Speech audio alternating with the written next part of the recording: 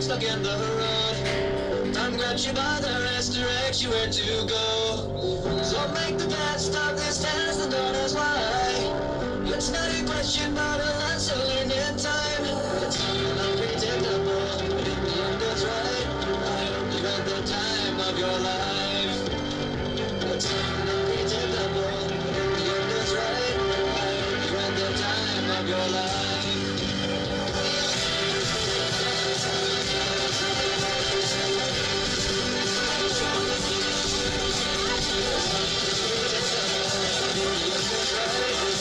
You had the time of your life.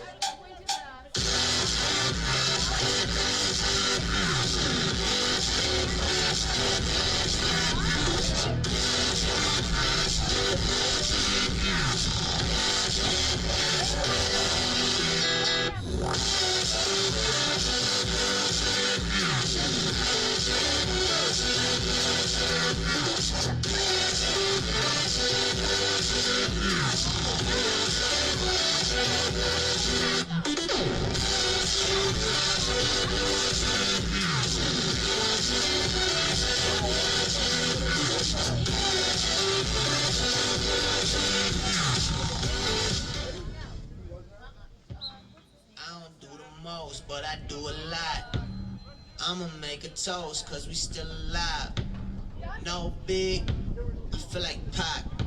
I shoot a shot. I'm coming in hot.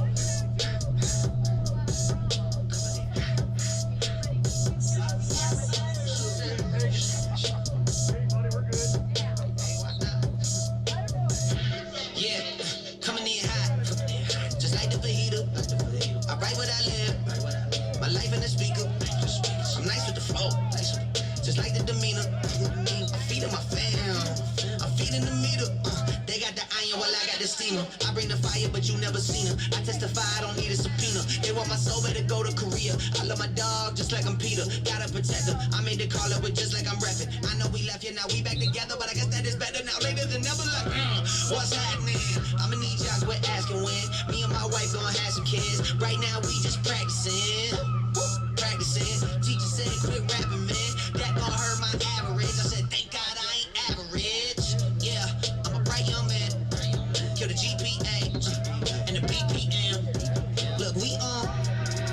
So say what you say, cause that's A with Lecrae. From the A train to the A. I'm coming Testing in. 1 2 testing. I don't do the most, but I do a lot. I'ma make a toast, cause we still alive. No big, I feel like Pac. I shoot a shot. I'm coming in.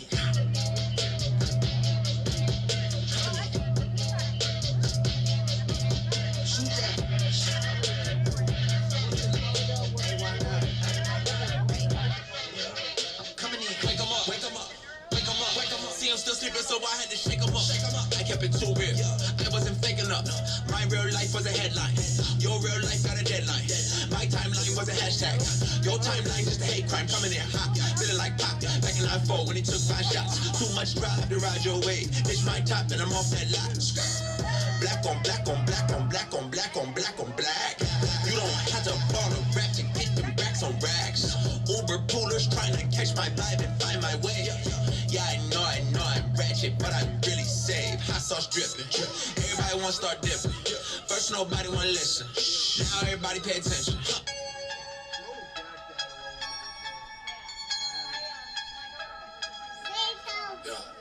Get back right.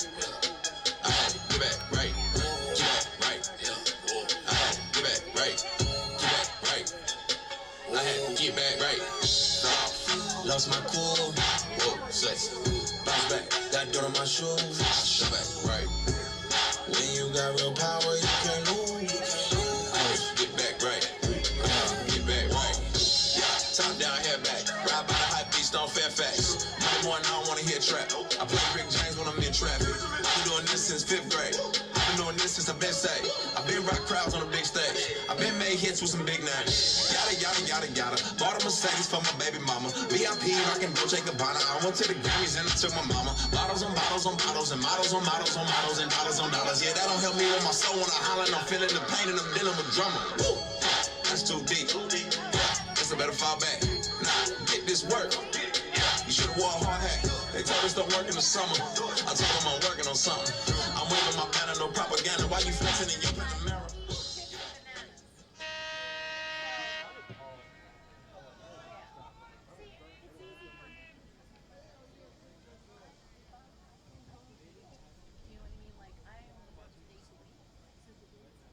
Ladies and gentlemen, welcome to the fields for today's men's lacrosse contest featuring your Southern Virginia University Knights and the Frostburg State Bobcats.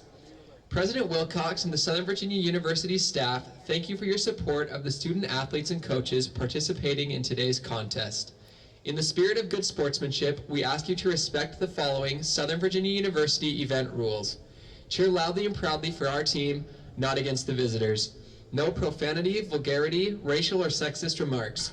No personal remarks towards players, coaches, or officials. Show that you know the game. Stay away from the playing area and team bench areas. Zero tolerance for alcohol and tobacco use at all contests. Cheer loudly and proudly for our team and keep it positive for all visitors. Thank you for your cooperation and go Knights! In accordance with tradition at Southern Virginia University, we will begin with a word of prayer, which will be offered by Josh Jennings. Our dear Heavenly Father, we're thankful for this day. We're thankful for the chance that we have to be here and the opportunity that these athletes have to play the sport that they love. Heavenly Father, please bless them that they may play to the best of their ability and be safe. When the time comes, we ask that Frostburg can return home safely. And Heavenly Father, we love Thee very much, and we're thankful for all the blessings that we receive each and every day. We love Thee, and this is our prayer in the name of our Savior, Jesus Christ. Amen.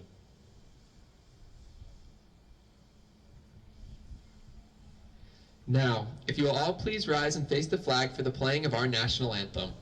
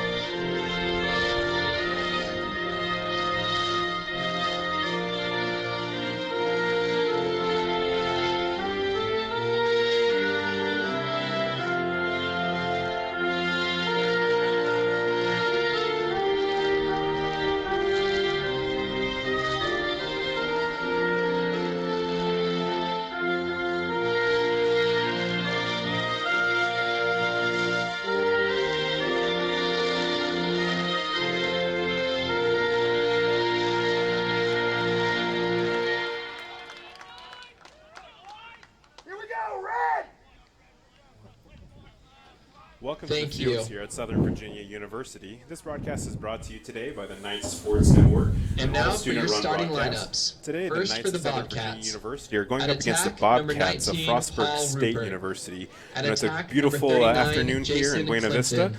You know, At attack, we're looking number forward to an exciting 44, game of Jimmy lacrosse today. I am Lucas. Joshua Nielsen, and with At me mid, today, number 4, as usual, Nick is Dallin Gallagher. Kimber. How you doing today, At Dallin? mid, number Doing 7, great. Colson Getting ready to wrap up Gregory. a At mid, decently number solid 15, season. Michael Kind of left some Sykes. expectations out At on the field, but defense, also number achieved 2, some other good things. Dante York. Hopefully we'll have a good senior night At defense, for the guys who number have put their 41, blood, sweat, and Garrett tears into the team Colvin. for the past few At years defense, and number 50, send them off with a Matthew win. Ward. Yeah, that would be And in definitely a goal, good one number here. 6, You know, Jack final game Barnes. of our final home game of the Bobcats season. are coached by You know, Steve definitely one of Garvin those and things assisted that by I'm Alex sure Williams and all Bradley the seniors Jones. definitely want to be able to win in their final home game here, and that's definitely something that they can do today. It's going to take some work, but they definitely And now can starting for you know, your beat Southern the Virginia Bobcats Knights. here if they At kind of attack, adjust some of the those sophomore things that from they've been Salt having Lake some City, issues with Utah. recently. Which Number you know, 10, last home Kenny game here against Schmidt. York, you know, they had some difficulty with some of the At more attack, fundamentals, a especially with sophomore some of the from passing, Akron, especially Georgia. clearing. It Number seems like they were struggling there a little bit. Where 16, you know, all season the Knights have been Gatterman. pretty, you know, doing a really good job at clearing, but it seemed like attack, last a game junior they're from just having some Buena issues Vista, finding that Virginia. open man on the clear a lot of the time. Sean And going back and watching that, Josh, you know, it almost seems like a lot of those mistakes were more mental than skill-based, obviously. It was trying to think too far ahead in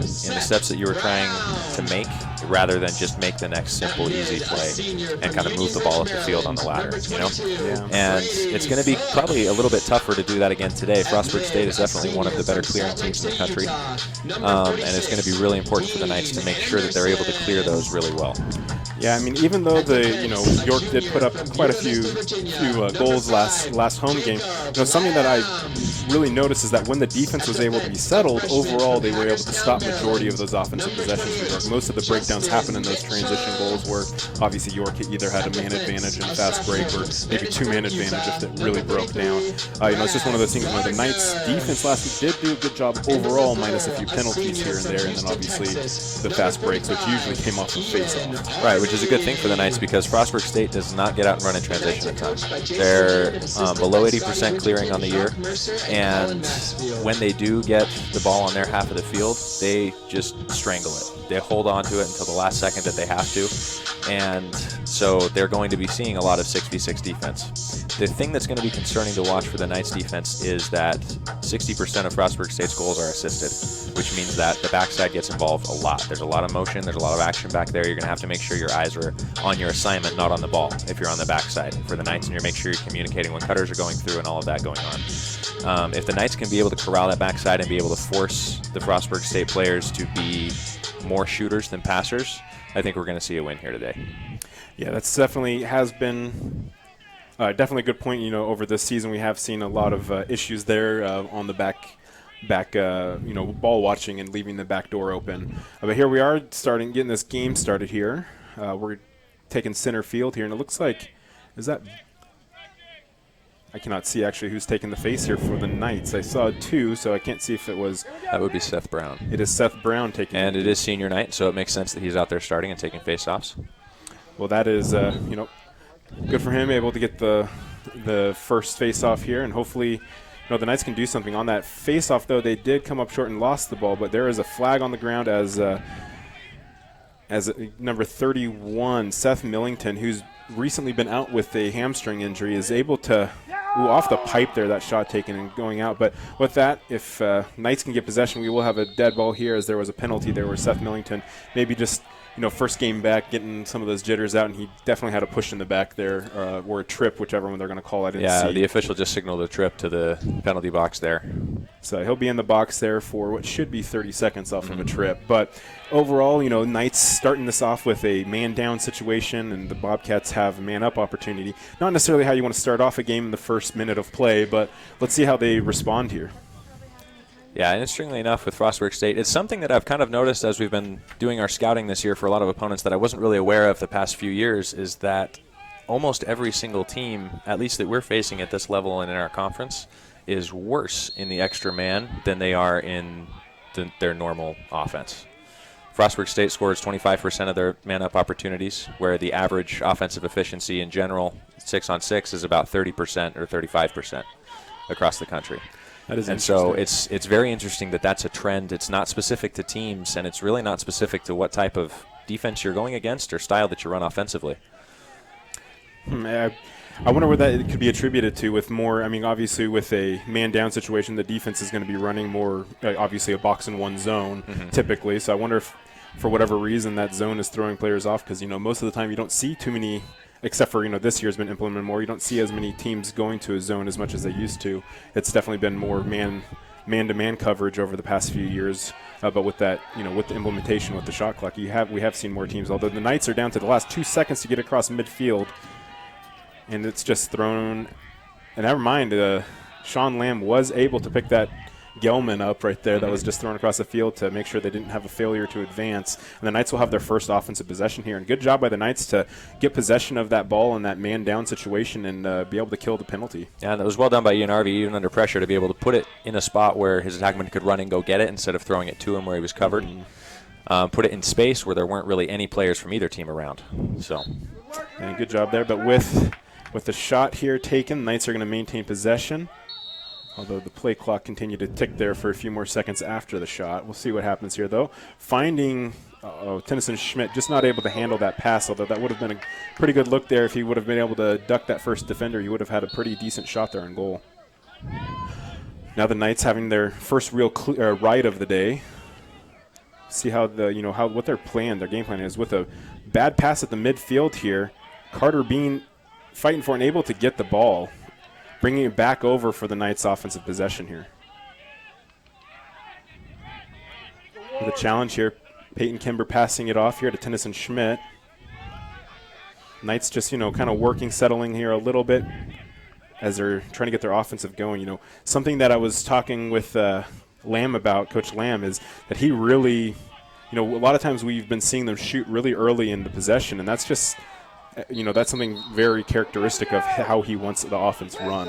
Evidently, he definitely likes to get a lot of shots off, even if it means in the first 20 seconds. I don't know if that's what everyone would agree with, but it's definitely his style of play. Well, definitely.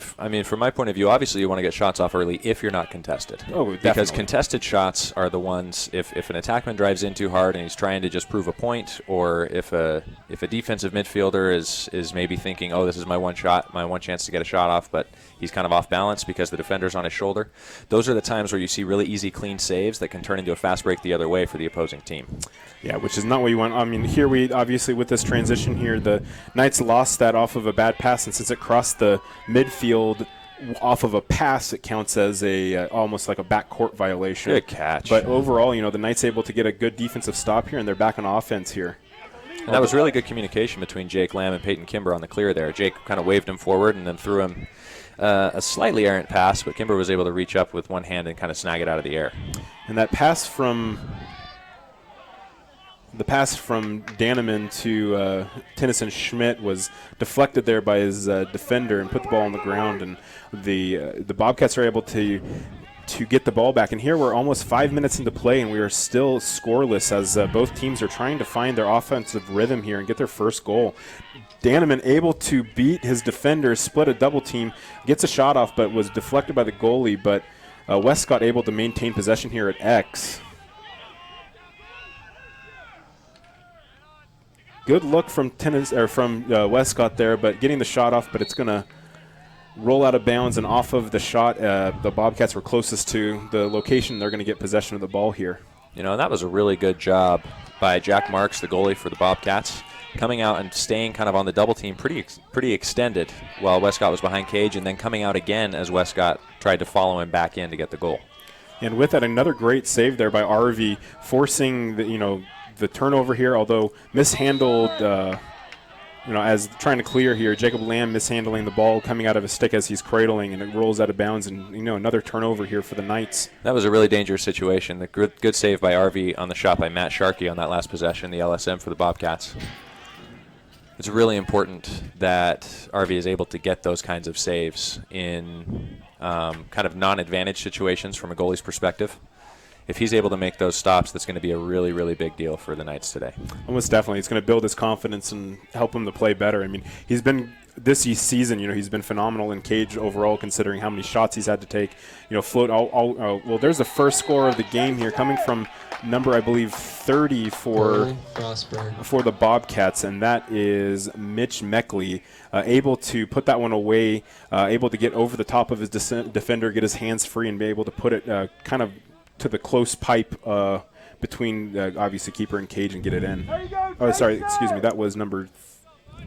Was that number 39? It was number 39. Jason Clinton. Sorry, Jason Clinton. Yeah, sorry about that. But yeah, that was Jason Clinton with the goal for the Bobcats. And with that goal by the Bobcats, we can kind of talk about their offensive production while we're going to the face-off here. Their two stars are Matthew Ward and Paul Ruppert, number 50 and number 19. Matthew Ward is more of the assister. Paul Ruppert is has the highest goal count on the team for the Bobcats this season. But Jason Clinton is right up there with the goals and assists. He's a very, very good complementary role player on the wing. He's one that you can't fall asleep on the backside there. Yeah, most definitely. But here we are. The Knights are able to get the win at face here. We'll see how the Knights play this. There was an opportunity there with the subbing here for the Knights to be able to almost have an advantage, but definitely didn't take that. And Carter Bean here using his legs. He has that speed. We'll see what happens here. Finding Danneman, passing it off here around the wing to Cade Rich, and Knights are just kind of working this ball around, trying to find some openings here. Westcott kind of quarterbacking, pass that can't be handled there by Tennyson Schmidt, and it's going to roll out of bounds and go, turn over here on the Knights, giving the ball back to the Bobcats. And the start of that possession, when Bean dodged down the alley, you kind of would have wanted him to wait a little bit longer to take that dodge, because it would have given time for Cade Rich to move down. They had a great opportunity for Danneman to make a transfer pass in the middle, but instead he got jumped by Rich's defender because Rich was still coming in from the sub box. Kind of messed up the flow of the offense there. And with that, there was a violation. I didn't see what it was, but it's giving possession here to the Knights.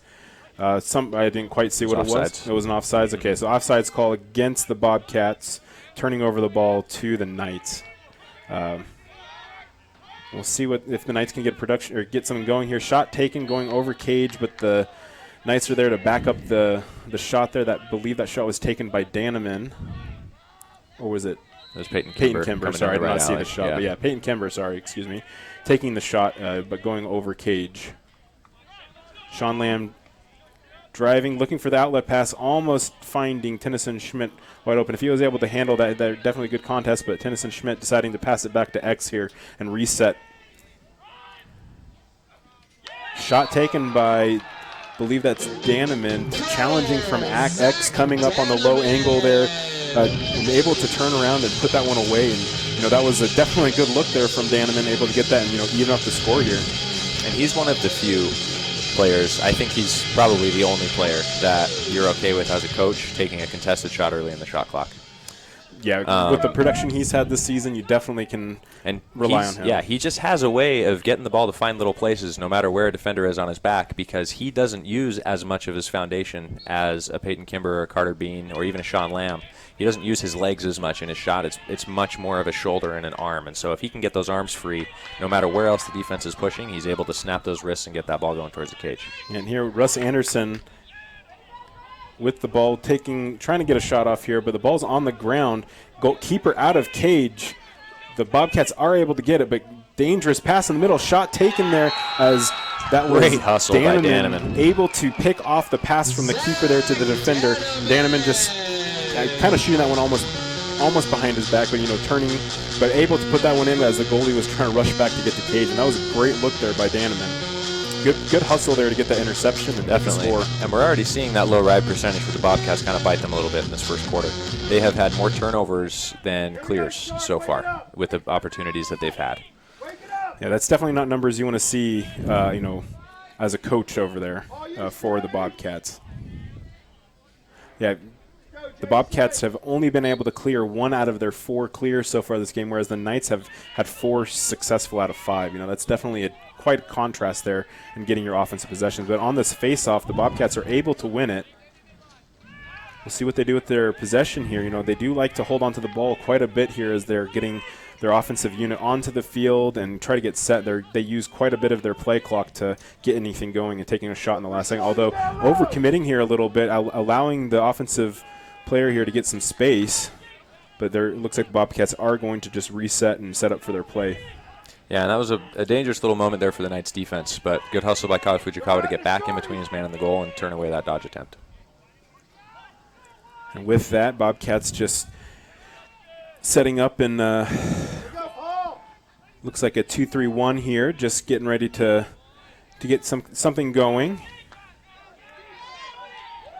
Good defensive position there to keep the Dodge kind of locked up. They're not able to roll back to the top side here, although out of position there almost. That could have been a dangerous situation, but the Bobcats are able to maintain possession, but they're down to the last 20 seconds of their play clock. We'll see what they can do here.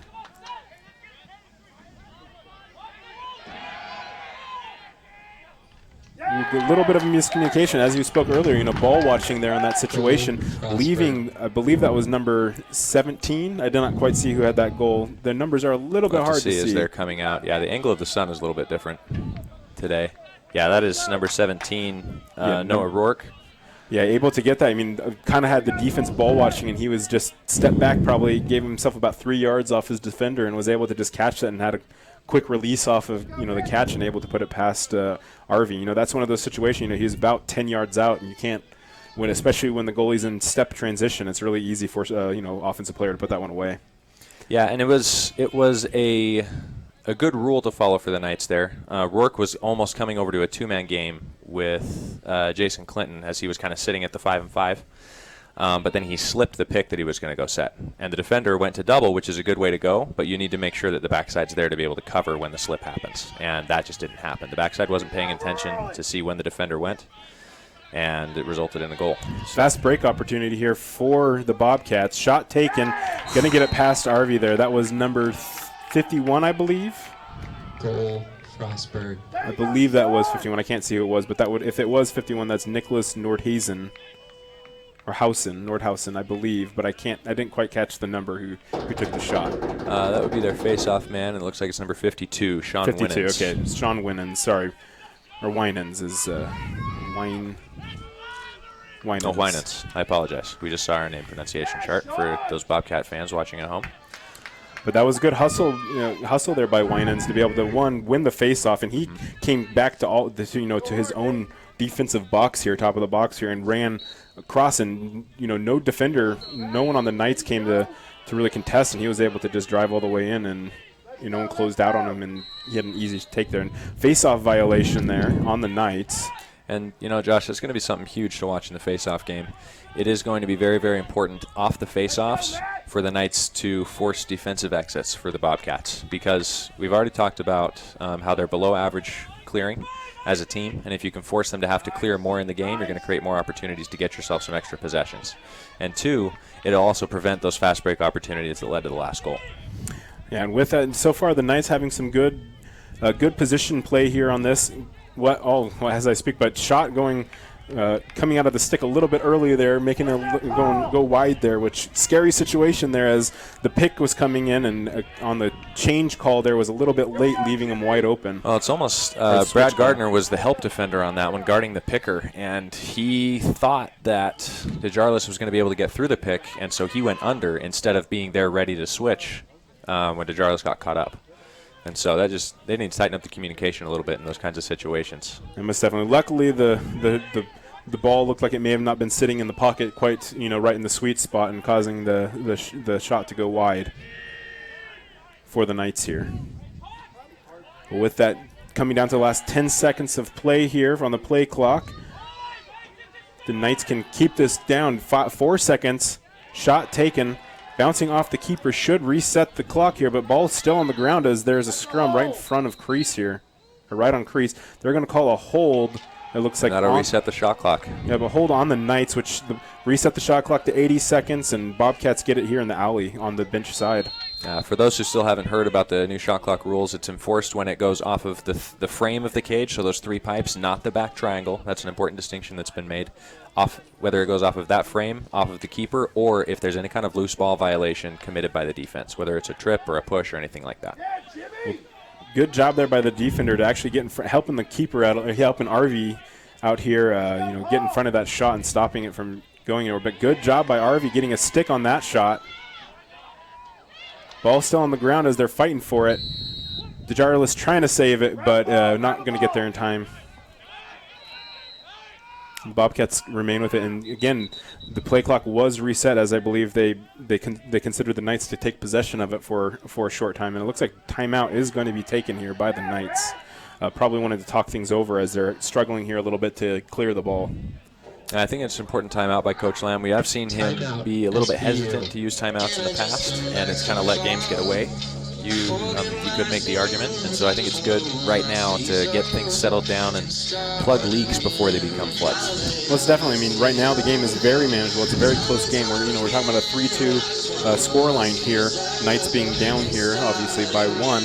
Definitely a good opportunity here to talk about the defense and say, look, here's what's happening. We need to tighten these things up to make sure that we don't have the floodgates burst open or anything like that. Because obviously the Knights and the seniors definitely want to come out with a win tonight.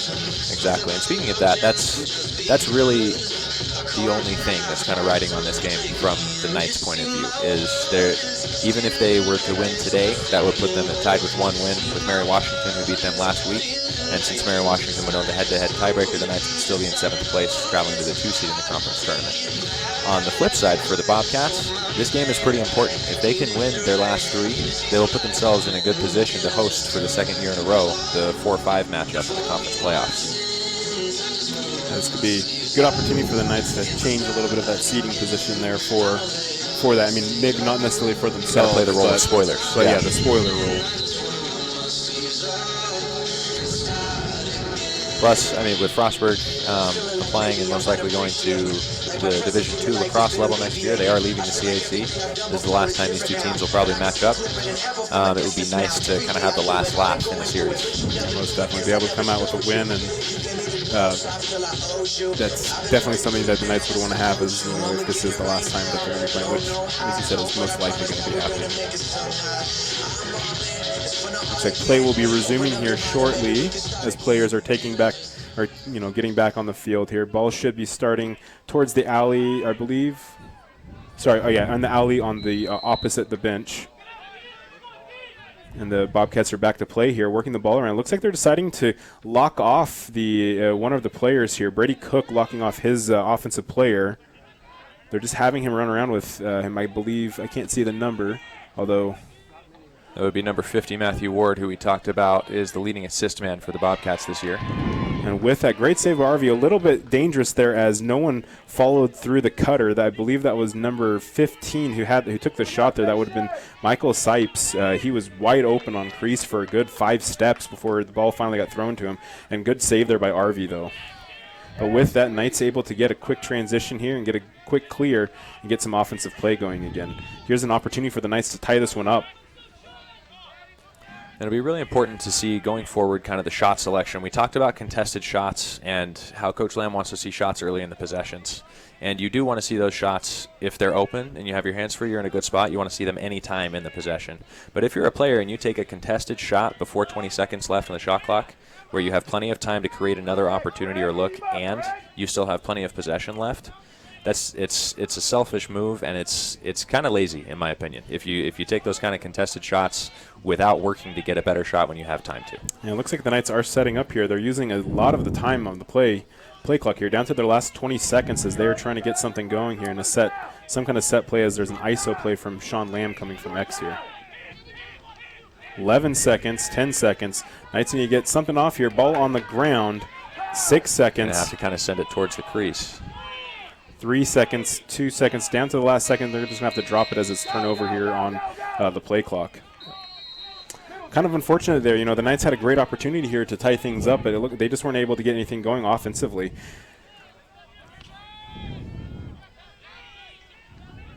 Number 4 throwing a few wild ones. He's got to be a little bit careful there. Fujikawa's got to, got to be careful there. Definitely be aware that the official's standing right next to his matchup at that point. Yeah, because he was definitely throwing some checks, which by all means definitely need to do that. But yeah, gotta keep him under control. Otherwise, you're gonna get called eventually for a slash. But with that shot taken, luckily went over cages. I don't think he quite had. He was contested. I don't think his hands got quite free there. I don't see. It was number 39 taking the shot again. That is, Jason Clinton just went over cage, but Bobcats able to maintain possession here with 40 seconds left on their play clock. Just working the ball around here. Bobcats getting set up here as they try to extend their lead. That's the X here. Look at Jason! Definitely got to be aware of the backside here for the Knights. Some of these players, as the Knights are sinking in quite a bit. Shot taken going way over cage there. Down in the last 7 seconds here. The Bobcats are going to maintain possession. They have a chance to get one quick there if they pass it quickly, or they might just settle and throw it to the corner, depending on what's going to happen here. But 6 seconds, 5, 4, definitely have a chance here to get a shot off. Shot taken. Great save by RV. And that is going to reset the play clock. So good job, good clock management here by the Bobcats. Sure, they would have wanted that one to go in, but either way, they have given themselves more time here. Now the Knights just need to continue to play more, good defense, as they have been overall this series. But the longer you're back here, the more time you're going to get fatigued and the chance for mistakes to be made. Mm-hmm. And with 38 seconds left in the first quarter, the Bobcats are going to be able to play for the last shot here. Looks like pick coming in. Here we go, Jason. Nothing really came of that pick specifically, but Bobcats working the ball around in the last 25 seconds of the play in the first quarter here. Low angle there. Good wrist shot. Number 17 taking that shot. Again, Noah, let me make sure I got the last name here. Yeah, Rourke. Taking that shot, able to bounce it past RV there on the low angle shot there. And defender was challenging, was contested, but he was able to get in front of his defender and get around him and able to get that low angle shot. That's another one, like we talked about, Zach Danneman is very proficient at, is just extending your arms and using that wrist snap motion instead of having to move your whole torso or turn your hips at all with your shot, is just snapping your wrist towards the goal. It gets enough mustard on the ball to put it past the keeper. And with that, we're down to the last 17 seconds of play. It looks like a fast break, almost opportunity here, but the ball is still on the ground. Nick Bear able to keep it there, and then it looks like Tennyson Schmidt able to scoop up the ball eventually, although the ball is knocked out of his stick in the last 5 seconds of play here. Play should be dead here unless the ball pops out. Oh, it is on the ground, although not able to maintain it, and that's going to bring us to the end of the first. So players are definitely going to go talk it over here on the sidelines, and we're going to see what kind of adjustments are made here in the break time here in between plays. And we're going to go ahead and with that, we'll go ahead and take a quick break, and we'll be back with you at the start of the second.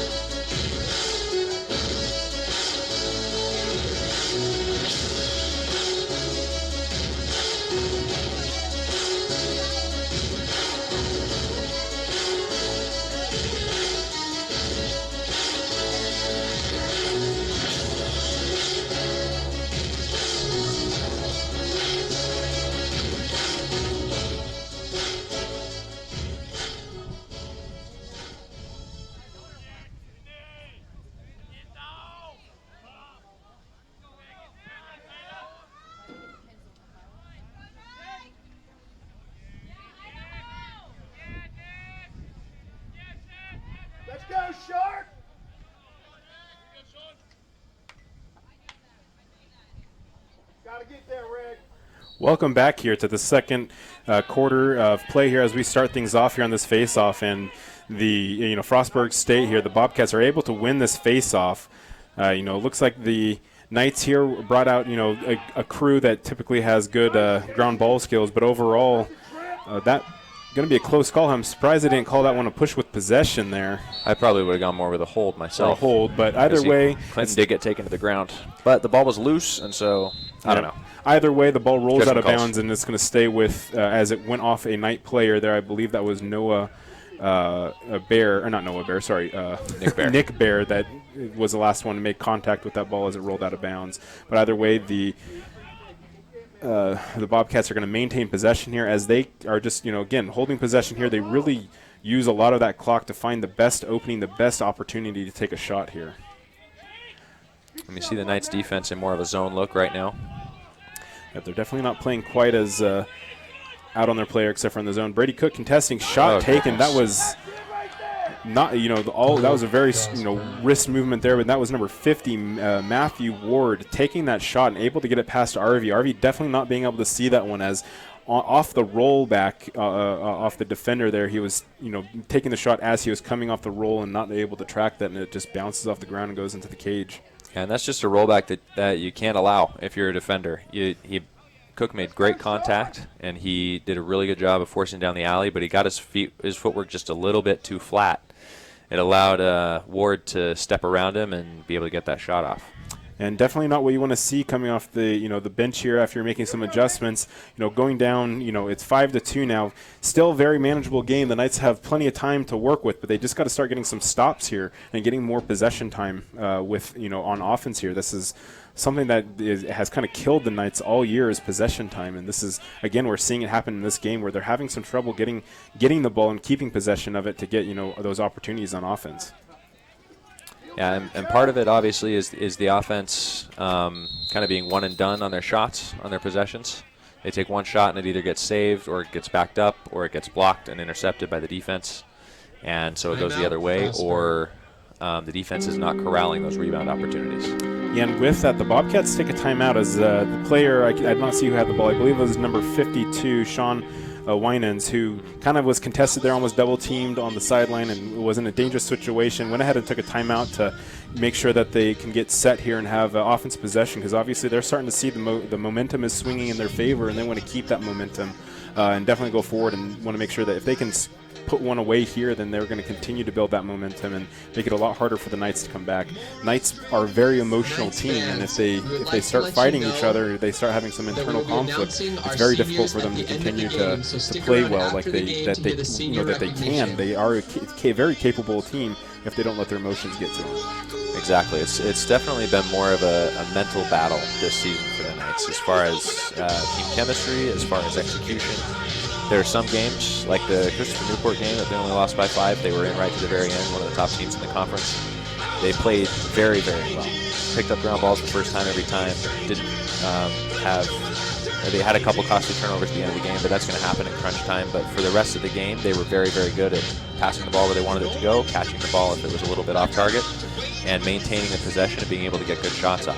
And then other games, like against Mary Washington that you went into triple overtime with, you just kind of fall asleep. The ball still goes in the net in some places, but it's not necessarily because you're running your system or following your philosophy. Definitely something that the Knights, even when I played here, that was always an issue for us. Some emotion. I mean, but as a player, you want to have emotion. You need to have emotion and tied to the game. You can't just be a robot, but at the same time, you can't let your emotions get better of you. Shot taken from way outside that goes over cage, but the Bobcats are going to maintain possession as they are able to back up their shot there. But with that, definitely something that you do have to have fire when you're playing, but you can't let negative things affect your positive mentality as you're out there in the field. With that, stick on the ground there as number 33 for the Knights, Brad Gardner, was challenging and got a stick stepped on as the player fell to the ground and lost control of that. But either way, the Bobcats are able to maintain possession here. Because it was just a ground ball, that shot clock didn't get reset, so that's a positive thing. Yeah, that is a positive thing for the defense here. Down to the last 20-ish seconds here for the Bobcats. Double team able to get the ball on the ground. Knights able to pick it up That is DeJarlis able to get the ball here, finding an outlet here to number 4, Fuchikawa, and it looks like they're able to get it in their offensive zone, getting it to Sean Lamb here. Sean Lamb trying to pressure the issue here a little bit, but deciding to pass it off to Tennyson Schmidt, and seeing the traffic here, a smart play there to kind of settle and get the offensive unit on the field here.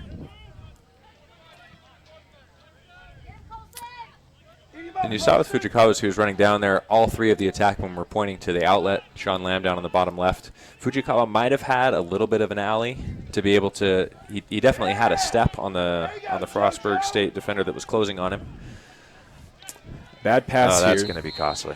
That is, and you can see the frustration there as Cade Rich was the one who made the pass, and he saw that it sailed over, and fast break, but Good great save. stop there by RV. Definitely some frustration there as Cade Rich knew that pass wasn't where it was supposed to be, and that was costly, but luckily RV able to make a good stop here to maintain, get possession back to the Knights. And that was a good ground ball by Russ Anderson to corral the rebound. So yeah, some of those mental errors that you get, maybe just coming off the bench, not quite ready to make that pass. But either way, Knights are able to recover, kind of get a lucky break there as RV made a great save and then great ground ball by Anderson. And we'll see what the Knights can do here on this offensive possession. Yeah, and sometimes on those kind of mental errors, it's because a defender's playing you not necessarily more tough or harder than you would expect, but he threw in a slap check just in the right spot, and you're kind of like, ow, that hurts more than I thought it was going to. Or your footwork was off, or he threw you off balance, and so you're thinking about that instead of the pass that you're trying to get off, and so the ball sails wide. Yeah, and a good take there, a good shot there by Tennyson Schmidt, just trying to get something on Cage, but making sure that if it's not going to go in, it's not going to be able to go to the keeper either, and the Knights are able to get a possession shot there. But coming down to the last 30 seconds of play, Danneman finding Westcott here, although they are going to blow Danneman as he fell into the crease after the pass. So the Bobcats are going to get possession here. And that's one of those maybe trying to push a little bit too far upfield at a bad angle. Danneman is really, really good if he can get another 2 or 3 yards higher from where he was in those situations, being able to push and kind of back a defender down. But when you're right on the goal line, it's really, really tough to find a little wedge of space to slide yourself into. And with this, there's a good ride here. They only have 5 seconds to get this clear. This should be a failure to advance as it hits 60 seconds, and the Knights should get possession either way. Although, oh goodness, that was a little bit scary there. The ref has said that he hasn't blown the whistle yet, telling the players to reset. Here we go, Ray. And there we go. Here we go. And the Knights get possession on the failure to advance.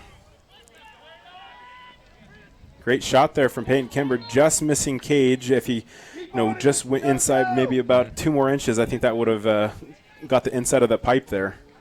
Yeah, and that's one of those where he was able to get a couple steps free from the defender and be able to have an uncontested shot. Those are the ones that you're fine with early in the shot clock. Yeah, because as long as he has a good look. Sean Lamb on the crease, taking the shot, bouncing it, but goes just wide. Westcott able to back up the shot here. Whereas a shot like that, where you have 3 guys around you beating on your arms with 60 seconds left in the shot clock, is maybe not as well advised. Yeah, definitely Sean Lamb may be feeling like he needs to pressure the issue a little bit here as they are down 3 by 3 points, being 5-2. But at this point in the game, they still have plenty of time to work with. They're not down by that much. The Knights definitely have an opportunity here to get. They need to come out with a score here if they need to start chipping away at that lead. There is a weight room goal right there as he was able to almost bull dodge a little bit there as Peyton Kimber able to bull dodge and get his hands free and able to put it past the keeper. Yeah, I would almost more call it a pinball dodge. He kind of bounced off the defender that slid up, but it created the opportunity to be able to move sideways, increase his angle, and be able to put that ball right past the keeper's ear. Yeah, either way, getting his hands free and putting it away, and that's a goal for the Knights, and that's what we like to see here. But yeah, good job by Peyton Kimber there to get that opportunity going. And with that, that brings the Knights down by 2, 5-3 here. The scoreline starting to chip away a little bit at that lead here in middle of the second quarter here, or coming up to the middle of the second quarter. Definitely, the Knights need to start seeing more possessions like that. Yeah, and I kind of want to clarify something real quick, Josh, as far as what a contested shot actually is, because Kimber did absorb contact, and there was a lot of time left on the shot clock, but in his actual shooting motion, he was not contested. There wasn't any difference caused by the defense into the way his arms were moving or the way his feet were planting or anything like that. So his shot was uncontested, even though he had absorbed some contact about a step or two before the shot got off. And with that ball on the ground here as Good As work by off the Seth faceoff, Millington. although there is I believe another timeout is going to be taken by the Bobcats, as Seth Millington there, even though losing the faceoff, not giving up on number 52 here from who won that, Sean Winans. But either way, he was able to. Millington was made sure that, hey, you know what, you may beat me, but I'm not going to let you get the fast break, as he was trailing him and making sure that he wasn't going in. He actually got the ball on the ground, which forced Sean Winans to have to kind of back out a little bit and settle. And that was good job by Millington to keep the fast break from happening. Yeah, and it's going to be really important to do that. And there's something, the easiest thing to do to stop fast breaks going forward is to shift your wing position as a coach, strategically. If you move both of your wings more towards your defensive half of the field, they're going to have less room to have to cover, less ground to cover to get to the fast break player off the faceoff. Whereas if you're at the midline, or even if you're pushing towards your offensive end, if you expect to kind of have the ball be going towards your side and create a fast break, it's a lot harder to get back and stop that fast break. It leaves your defense as a 4-on-3 or maybe even 5-on-4 for more time than you would otherwise. Most definitely. I'm sure looking at this here, we have the Bobcats here definitely taking that time out there as Sean Winans was under a lot of pressure there, and I didn't think the coach understanding, that his head coach is Steve Gardelman, definitely knowing that he can't lose that ball in that situation, knowing that if the Knights continue to score, they're going to start getting a lot more momentum back on their side here now they only have a 2-point lead. The Knights definitely looking to take the ball away here as they're coming out of this timeout. Looks like the Knights have popped back out into a pressure man situation here, as right now the Bobcats are in a wide, although it looks like they're shifting down to almost a 2-2-2, although the players are rotating everywhere, kind of seeing a shot taken off the deflection off the goalie, no one there able to get it. And number 50, Matthew Ward on that, taking the initial shot, bouncing off the goalie. No one there to, no one really saw it come off except for him, so he was able to get a quick one. That's, almost like in basketball when you take a shot and you follow your three-pointer and it bounces back to you and you kind of get that easy layup. And that's you get exactly a lot of what putback dunks there. that way in the NBA. There's a lot of really big highlight plays that come off of a guy maybe taking an ill-advised shot earlier, but he's able to go chase it down and put it back, because as the shooter, you're always the one who's going to know where the ball is first. Oh, exactly. Because you're the one who last touched it. In this case, it left his stick. He was tracking it the whole time, saw it bounce off the goalie, was able to run in there before any defender had any idea where the ball was. Exactly. Even RV didn't know where it was at, even though he had a great save off the initial shot.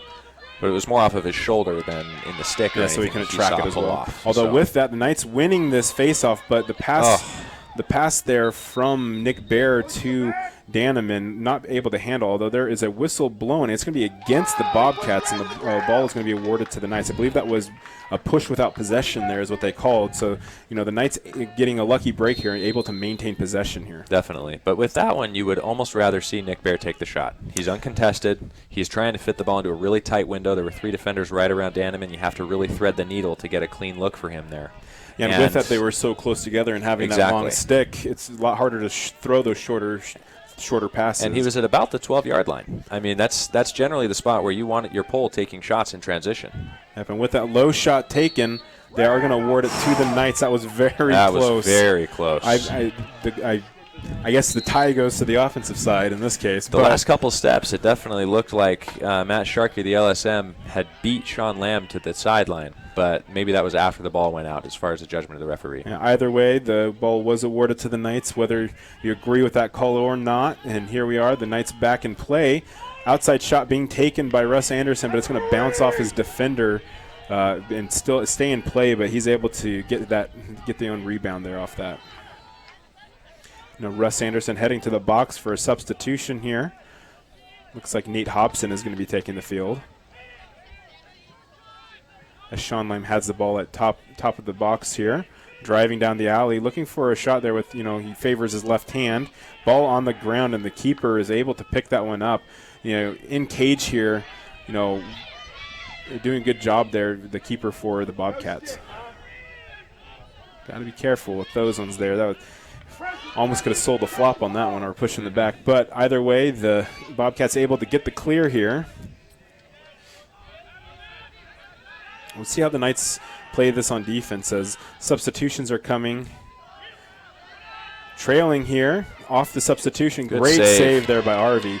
Looking for a quick outlet here, not finding anything, deciding to step behind Cage. Probably now he's going to walk up with it, and his defenders should be right there in either outlet pass here on either side.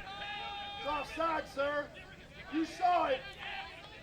Keeping it back there, down to the last 6 seconds here to get the ball cleared, and they are able to great find lob in by Carter Arvey. Bean, but not able to maintain it. Carter Bean does have some legs That behind was him, a great ground ball but- by Nicholas Gallagher right there. My goodness.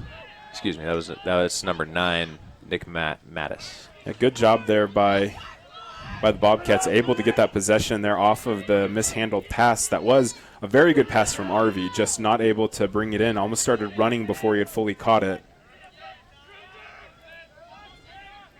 Let's go, With this, the Knights get more, some fresh legs here on the midfield as the Bobcats are substituting in. On the ground, almost slipped on their own dodge there, and Kimber able there to challenge, but not able to get the ball out. And from a defensive and transition standpoint, this is a pretty good midfield duo for the Knights that you have on the field with Nate Hobson and Peyton Kimber.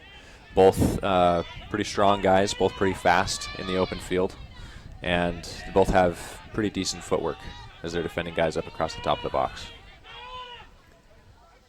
And with that, finding the skip pass shot taken. Oh, man. And Jacob Lamb, as he was closing out there on number 19, who got the shot there, Paul Rupert, almost using Jacob Lamb as a screen there as he shot around him. And, that was a hard one for Arvey to see and track it all the way in as it beats him to the back pipe. And that's one of those as a defender, if you're Jake Lamb, you kind of think that you hung around a little bit too long, right? Yes, you were in a good help position when the ball was across the field, but as soon as that ball gets passed, you have to move, whereas Lamb moved as the ball was caught, which is why he was kind of late closing out and was able to be used as a screen on that shot. Which is unfortunate for the Knights. Here they are. We're coming to the last 5 minutes of play, and the score is 7-3, and the Knights are starting to let this one get away a little bit. At this point, although with that, there is a great opportunity for the Knights to get the ground ball here, or to get the ball as it sails out of bounds on the. Really wasn't even a forced turnover; it was just a bad pass here. And so, that's really the Bobcats have done that more times than not on their clears this afternoon. They've been kind of sailing balls either too far ahead or too far behind as their guys running sideways or over their heads or short of them as they're throwing it up and down. There's another bad pass here by the Knights, but Sean Lamb almost able to get his ground ball, but that was a good job by the defender there. It was a strange miss. He's usually reliable, very reliable. Normally is, and that looks like number 11. That was Gregory Giles able to get the ball off the ground. Good dodge, shot taken. Wow. That was what a left-handed rip. Yeah, that was a good left-handed rip there by number, it looks like 35. That is Jordan Edwards, able to split dodge his defender, get around him, and hands free from about 12, just under 15 yards out. Left-handed rip, and RV just couldn't track that one.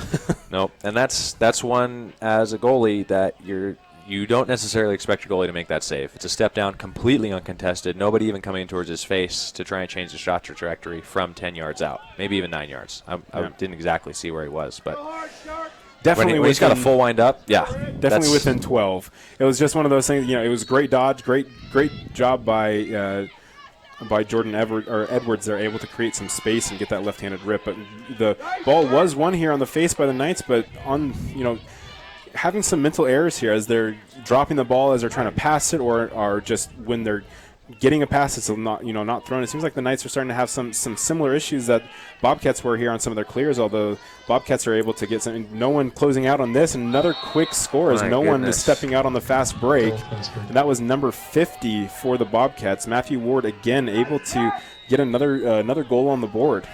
The wheels are starting to come off here a little bit, Josh. Yeah, they are, and Jason Lamb is obviously taking a timeout as he is not liking what he's seeing on the field as the defense, as everything's just kind of breaking down for the Knights. I don't know if it's fatigue or if they're just starting to make a lot of mental errors.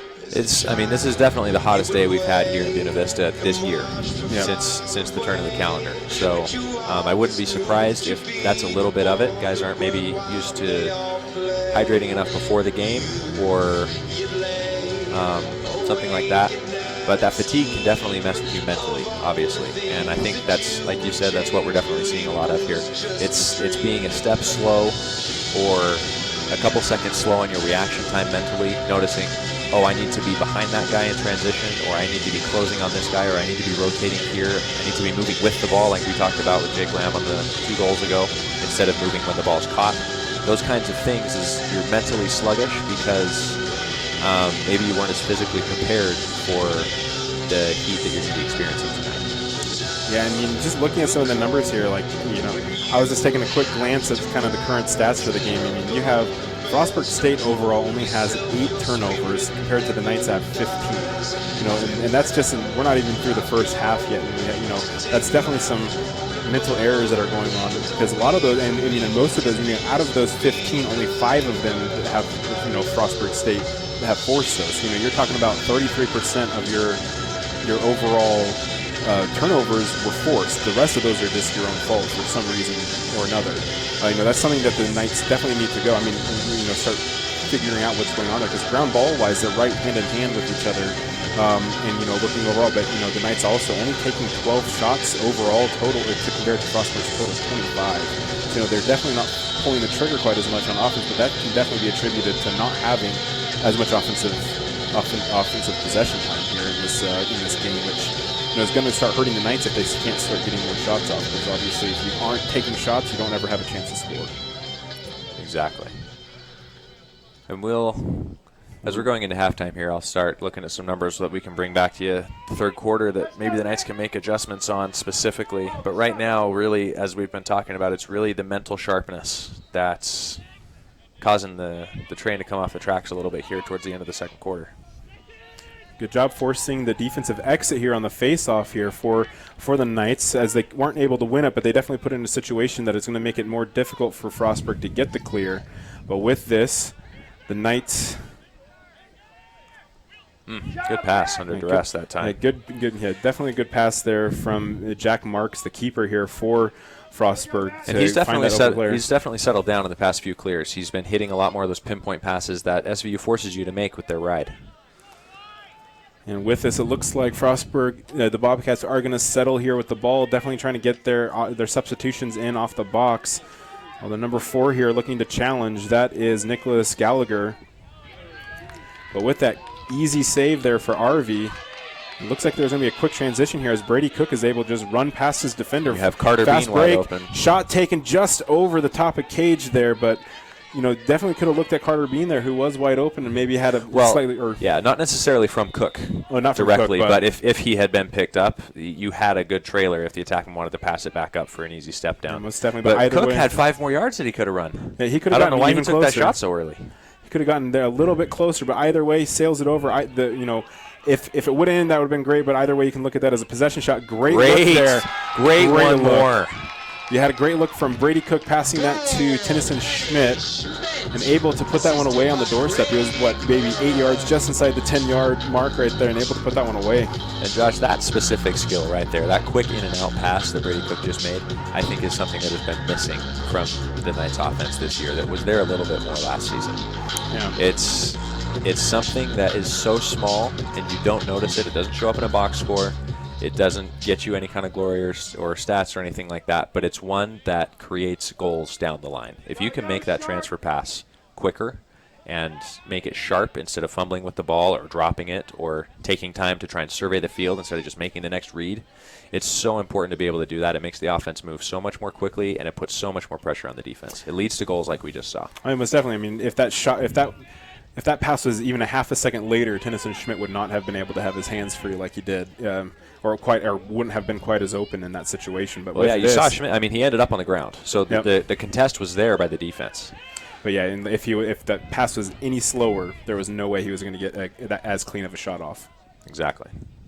With this double team on the ball, as they are giving the Knights an opportunity to double team it, but shot taken kind of very wide from cage there by number 52, Sean Winehams. I'm guessing he was just wanting to get off the field here, off the faceoff, because he was running around there quite a bit with the ball, and almost just a possession shot to make sure that, hey, take a shot. Although Oh, with my that, goodness. guy wide open on the crease. That's number Complete 36, lack of communication. Jake Bowman on the crease.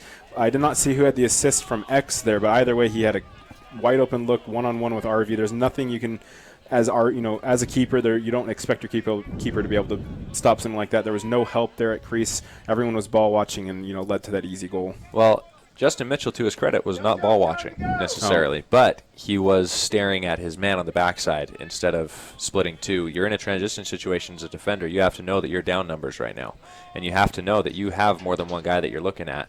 And he was looking at his assignment instead of seeing both guys on the crease and helping towards the more dangerous spot. Yeah. But either way, we're back at X here.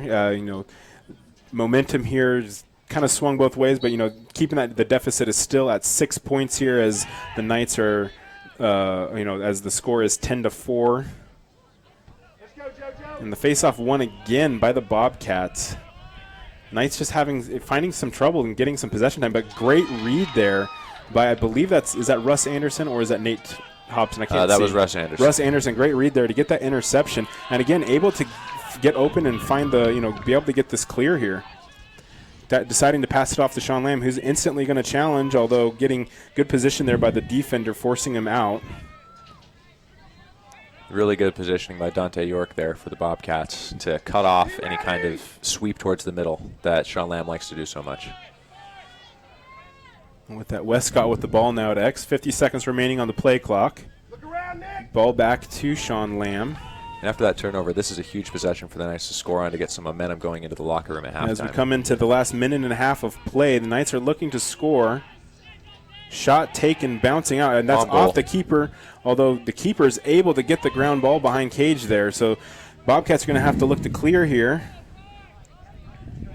Good job getting the ball on the ground in kind of a dangerous location, but Danneman obviously not quite there to contest it, and the defender is going to be able to run over. There's a bit of a questionable pursuit angle there. Danneman kind of came at him straight on instead of being ready for the turn as Garrett Colvin, the defender, scooped the ground ball there.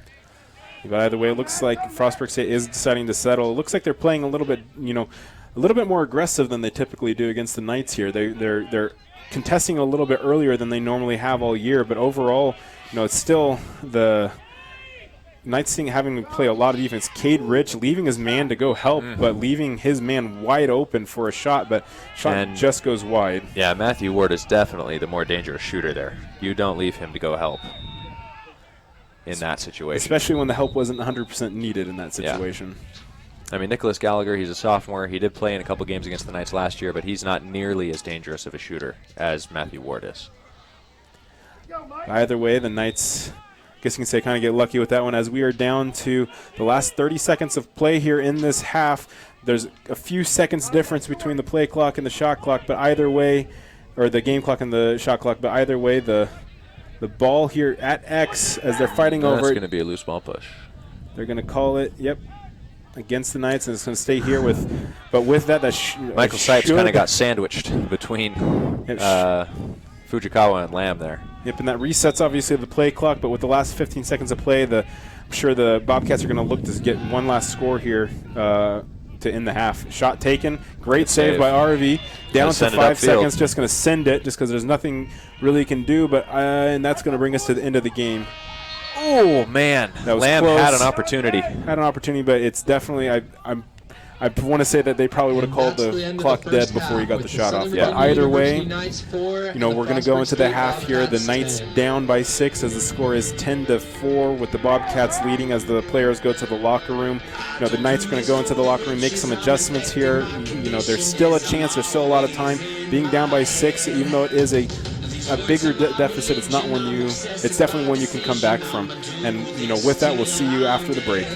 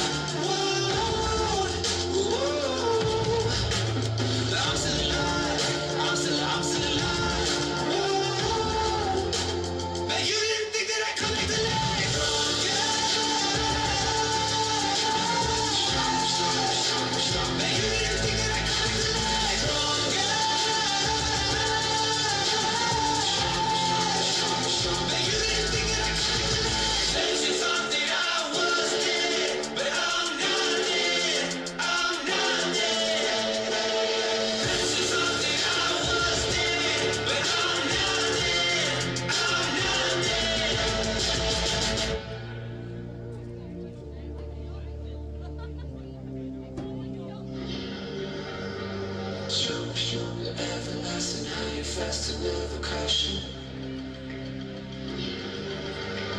Stronger, stronger, everlasting, higher, faster, never crashing. Make you really think that I come back to life.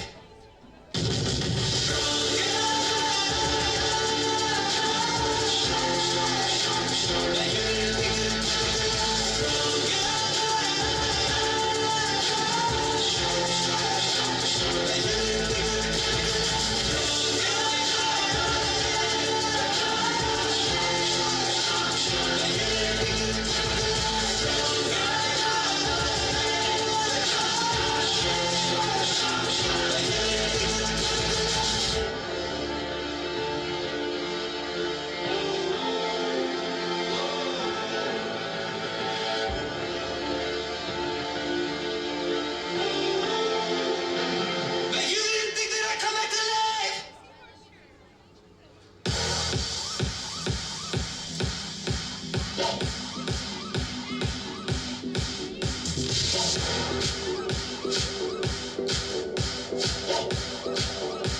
When you be a sign high and you be a sign low.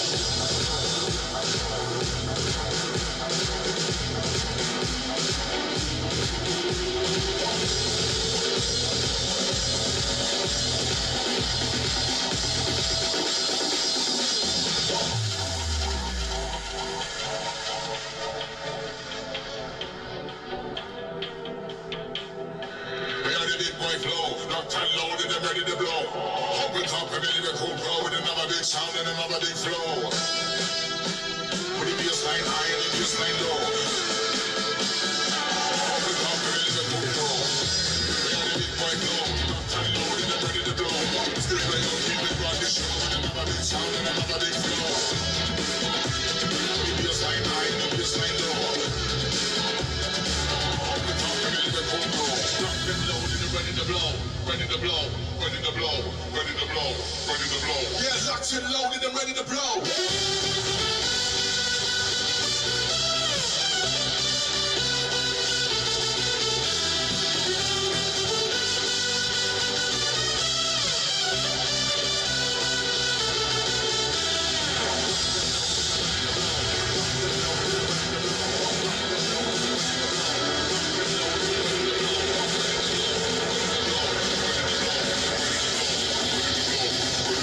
Yeah, locked and loaded and ready to blow.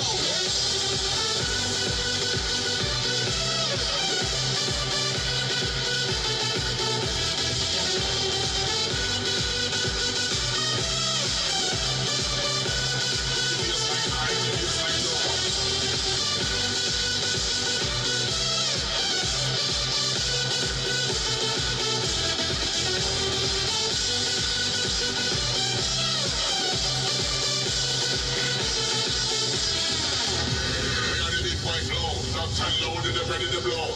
Still play your keep it run the show with another big sound and another big flow. Would it be a slide high and it be a slide low? Open up and ready to flow.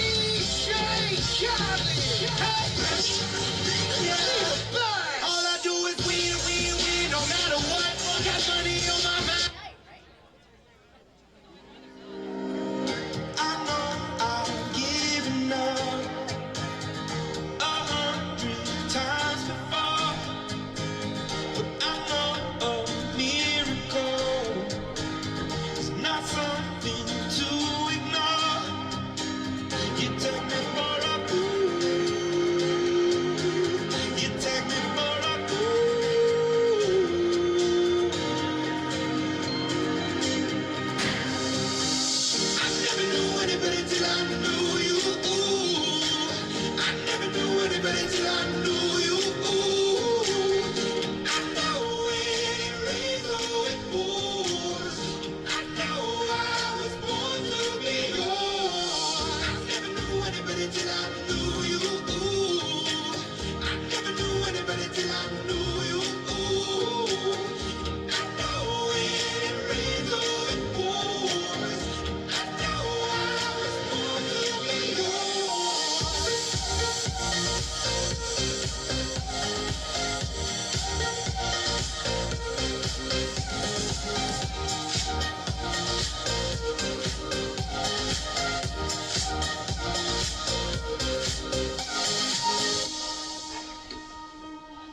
Are you the only one lost in the millions? Or are you my grain of sand that's floating in the wind? I never knew anybody till I knew you. I never knew anybody till I knew you. I know when it rains or it pours. I know I was born to be yours. I never knew anybody till I knew you. I never knew anybody till I knew you. I know when it rains or it pours. I know I was born to be yours.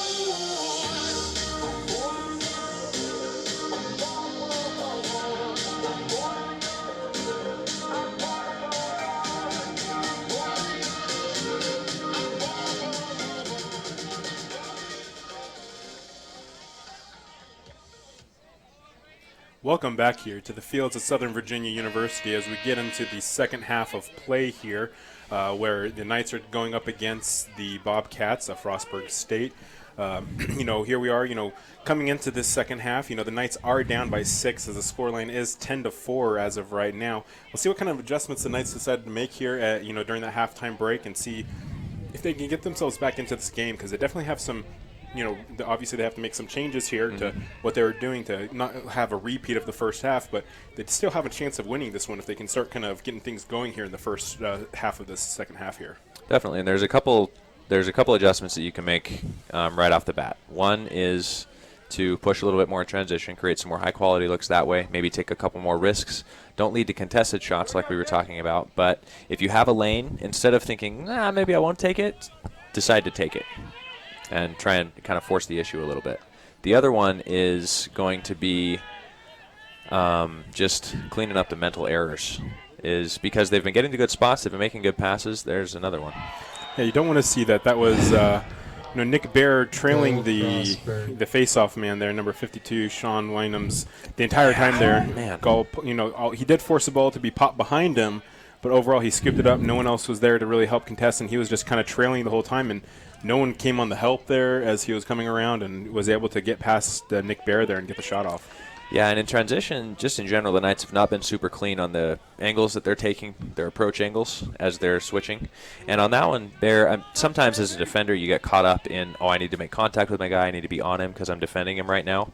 But when you're in space like that, it's more than okay and probably desirable to back off your defender, get off his hands a little bit, and cut him off more at an angle, and then go play him again.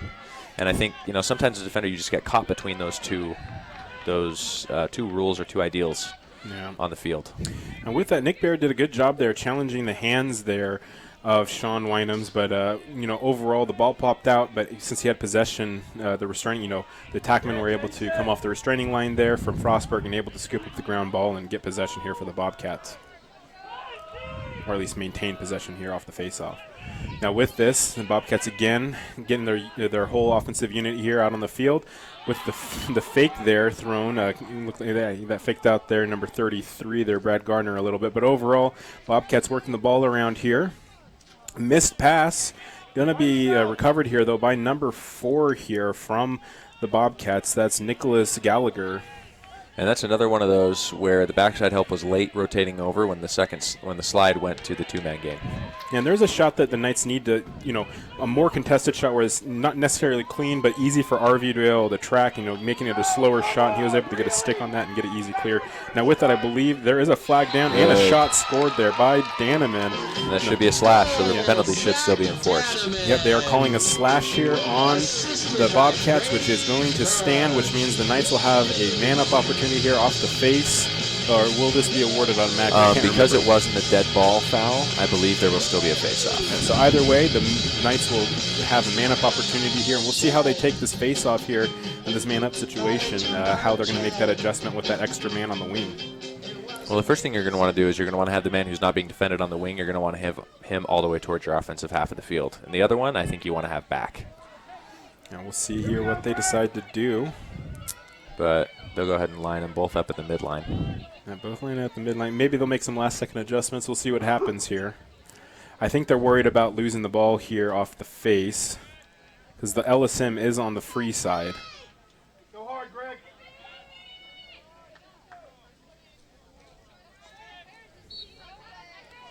Bear able to get the ball on the ground and keep it there. Should be able to box out and keep this ball on the ground, but the face-off man is there to kind of kick it. And cannot lose a 3-on-2 ground ball here.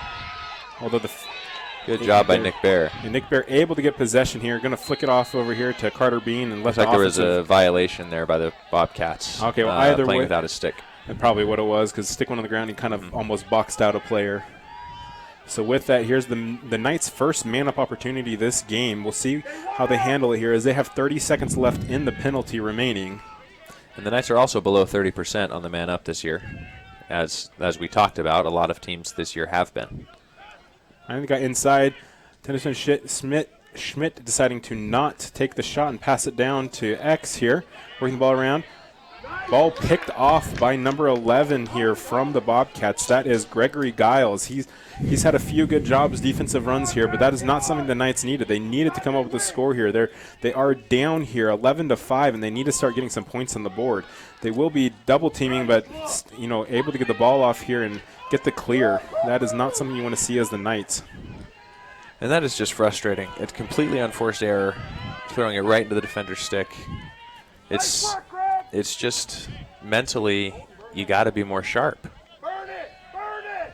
Definitely is. Oh, and contesting here, taking the shot and able to finish it. Contesting the goal, and the defender, out of position, challenging too much, over-committing, and the offensive player is able to use the defender's momentum to get around him and able to duck under that, press out and, was able to have an easy finish as there was a one-on-one with RV there. RV's, as a goalie, it's hard to, as you start getting as many shots as you are and, having your defense not play the way they should, it can start getting a little bit frustrating for you as a keeper. But overall, the Knights here, got to look to, they still have, 12 minutes of play left here in the third and the whole fourth quarter. They can still come back. They just sort of really start tightening things up here if they're going to have any chance and stop making those errors that they have. Good swinging gate there by Seth Millington to get the ball on the ground to slow down the fast break. But again, and poor approach angles. An easy goal there. In transition. Number 32 with the goal there. That is Sam Nutvig. Able to get that. The Knights seem to be breaking down a bit here as they are not. Their transition here is just not on par right now. They're playing out of position. They're not. They're just not playing the way that we've seen them play earlier this year. Yeah, and mentally, there's so many factors that are outside of the game that influence the game. Obviously, finals are coming up. There's a lot of stress on these guys. The season has not gone how they wanted or expected or had goals for at the beginning of the year. And you kind of let yourself get jumped on a little bit this game. And just kind of all of that combined is going to be a little bit mentally taxing, and it's going to be a little bit exhausting. Whether you're coming in off the sideline or whether you're on the field or whether you're a starter or a senior or whatever. And with that, the Knights are able to get the ball back here. Jacob Lamb passing it to his brother, who had the double team on him, putting the ball on the ground. And again, the ball is turned over here to the Bobcats. There's been a lot of that kind of, you yes, you're making the next pass or the next play in transition or on offense in general. Oh, they were lucky that wasn't another goal. Yeah, Dante York there, no one contesting, no one there to help as he was able to beat his player there, as a deep pole, coming downfield after getting that ground ball. Every deep pole, their dream is to get a goal. Obviously that's what they love to do. They're always playing defense overall, and if they can get on that side and get a shot off, they're going to love that. But in this case, shot was taken, went wide of cage, but that was, again, just a breakdown on the defense there from the Knights and could have very easily have been a goal. Pass not going to be able to be handled here, and the attackman the defender doing a very good job of keeping it on their offensive side of play. Although some pushing and shoving here as there's a scrum going on in the middle of the field. Peyton Kemper able to get the ground ball and is going to be able to get the clear. See if the Knights decide to slow this down, if they're going to try to challenge quick. Peyton Kemper ducking under the defender, shot taken. Bounces off the pole. Looks like Dejarlis is able to get the ball here at the top of the box. And that was a good challenge. We were talking about being a little bit more aggressive in transition coming out of the half. Making sure, again, you absorb some contact a couple steps before, but because you dip your shoulder, you get your defender on your back, your shooting motion is now not contested anymore, right? Dejarlis able to swim his defender, finding Daneman in the middle. That was very contested with 50 seconds left on the shot clock. And that wasn't Daneman's fault. He got thrown into a double team, right? That's kind of what I was wanting to talk about. The last possession was the Knights have, they've been making the next pass or they've been making kind of the next one read. But there's the skill that you talk about that a lot of soccer players have, or that a lot of NBA players said that Steve Nash had, of being able to see the play before it develops and knowing which pass will trigger what actions from the defense and your other offensive teammates. Knowing them well enough to know how they're going to move 3 passes down the road. And the Knights just have not been thinking in that way. They've just been thinking the next pass and the next pass, and they don't see that they're throwing their teammates into disadvantageous positions. Yeah, in that last situation, he said Daneman able to catch it, and even though it was contested, but yeah, there was no way he's going to get a shot off when he had instantly 2 people on him. Good shot wide of cage there, and that's going to keep the play clock at 32. But definitely the Knights here needing to definitely fine-tune some things here. Shot being taken here by number 36, I believe, for the Bobcats. That is Jake Bowman, just going wide of cage here.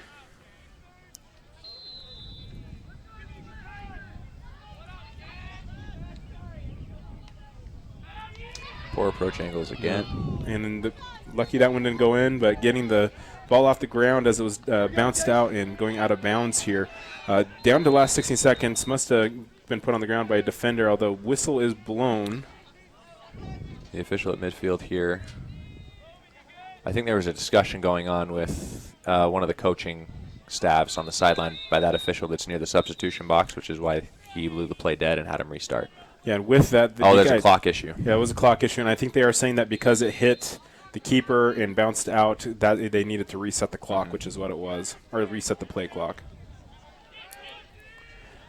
So with that challenge coming from the top of the box here, giving the top angle and the shot, but RV able to step in front of that one and get the almost was shot directly to his stick here. And with this we're looking here with Gardner with the ball, passing it off to RV. RV over to Lamb as they're looking to clear. They're down to their last 10 seconds. Going to Gelman it a little bit down. Oh, good read. To his brother. Good read there Very as good the read by defender Jake was Lamb. playing way too high and able to get that into the offensive zone. And challenging early here is Sean Lamb, but deciding to back out as the double team steps out as help is there early. Finding Rich, who takes the shot. Would have been a good look there. He wasn't contested, able to have a clean look there, and goes over cage, and the Knights are able to maintain possession. Carter Bean with the ball, challenging on the left wing here as he drives.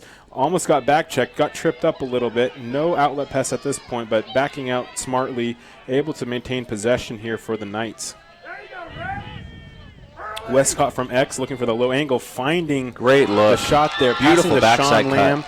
Beautiful cut, and that was a good look there. Westcott with the assist, and Sean Lamb with the goal. A great look there from those two. Westcott, definitely one of those players who's on this season has more assists than he does necessarily goals, but definitely looking, quarterbacking from back there at X, looking for those opportunities and those cutters. Yeah, he's one of the assist leaders on the team, tied with Sean Lamb with 24, and he actually has 33 goals on the season. 33. Okay, well. So he's definitely turned up his offensive output from the first few games of the year. But overall, that was just a beautiful job by Sean Lamb of following the slide. That's something you're taught to do off ball as an offensive player, is when the defender slides, is you go and fill the space that was just vacated, because you're running away from the help that's supposed to be covering you when the slide leaves. And it was just a great job of filling space and creating an opportunity. And good job by the Knights here, keeping that ball on the ground for as long as possible. Seth Millington able to get the ground ball eventually and give the Knights this possession, and Schmidt able to get possession here as they're trying to get their offensive unit on the floor or on the field here, but looks like they're going to go ahead and settle it here as Daneman takes possession at X, passing up to Anderson here. Back to Peyton Kember, who just came from the substitution box. Some fresh legs here. We'll see what's able to happen, although almost a ball on the ground, but luckily Russ Anderson was able to pick that one up. Sean Lamb challenging, taking a shot and being able to put it on the near pipe between the goalie's head and the in the pipe, being able to put it behind him. And there's another goal there, as nice on-the-run shot there from Sean Lamb. Yeah, it was a good sweep. It was a good job of breaking off cutting off the defender's angle to get him on his back. And it was just great placement. Very well done. And with that, that does bring the score 13-7. The Knights back down to, cut down this deficit back to 6. This is something that they can work with, as they're, they still have well over, they have just over 20 minutes of play left overall, with the fourth quarter still to play here. But in this third quarter, they can still, with just under 7 minutes, they have plenty of time here to get a few more goals if they can continue to get these stops on defense, as they seem to be playing better the second half of the third quarter than they were in the first. So it's definitely some good signs here. Definitely probably some adjustments being made on the sideline. Good job getting the ball back away from the offensive or defensive side for the Knights, and that's number 46 who eventually gets the ground ball. That is Dean Anderson, able to pick that one up as the ball is on the ground, and shot taken by Westcott bounces out, and it's kind of almost a scrum in the middle here. Dante. That was an important rebound to try and get. Definitely was. And Dante York able to get the ground ball and get it to his keeper. Finding the outlet pass to the face-off guy here, Sean Winans. So definitely the Bobcats were able to avoid a scary situation there. Mm-hmm. And that's another one of those where, yes, it was the right pass, but it was the right pass 3 seconds ago, right? Yep. Before the defense saw it, before they had time to react, which is why they weren't able to get a great shot off. The contest was there right as the ball got there, which caused that scrum. Instead of a goal, that should probably happen in that numbers advantage situation. Yeah, but overall, the Bobcats with the ball again here. 40 seconds left on their play clock. See if the Knights can get a stop here. Going back to their vacated space, shot taken there. Letting the offensive guy getting to the top side there, shooting around the defender and able to put that one away. I didn't quite see who had the goal. It was number... once the player gets out of the way here, I'll be able to see. It looks like 19, I believe. Paul Rupert with the shot on that right there, able to put that one away. Yeah. And that was much better timing, being more mentally aware of moving with the ball by the defense. It was just a bit of a poor approach angle-wise by Fujikawa on that one.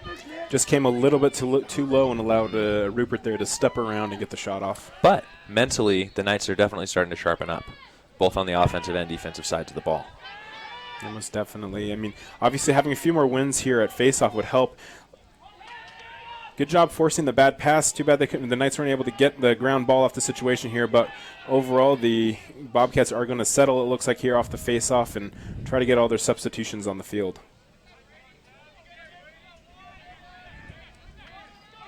The ball here at the top of or just outside the top of the box.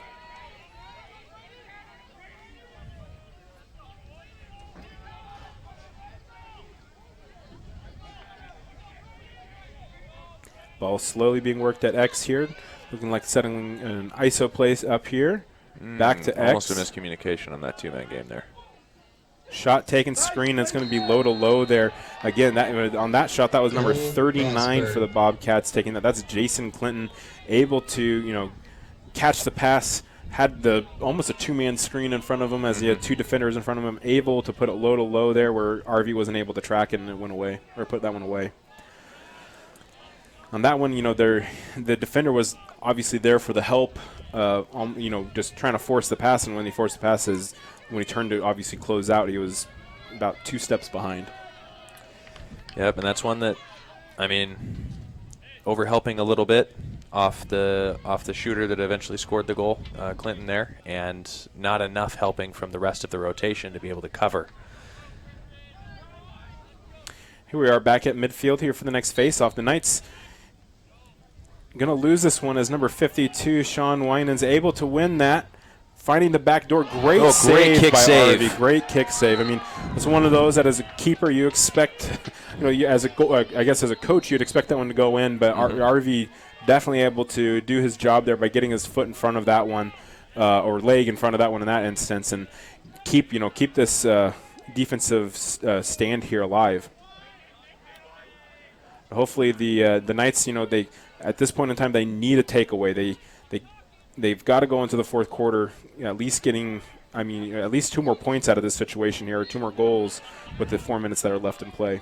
Yeah, definitely. It would be huge to be able to get to 9 or even 10 by the start of the fourth quarter. It's a much more manageable deficit than just kind of going back and forth without anybody scoring and going into the fourth quarter with an 8-goal deficit. And here we are continuing play off the shot there. With that, we have just under 50 seconds left in this play clock for the Bobcats, as they are working the ball around, as they are currently, or were in an empty set, as players are starting to cut as they are starting to execute their play. Good position there by Jacob Lamb to force the ball carrier out from the middle and force the pass outside. Almost a little bit too much of an overcommitment. Great save there by Arvey. Jacob Lamb able to get the grand ball there.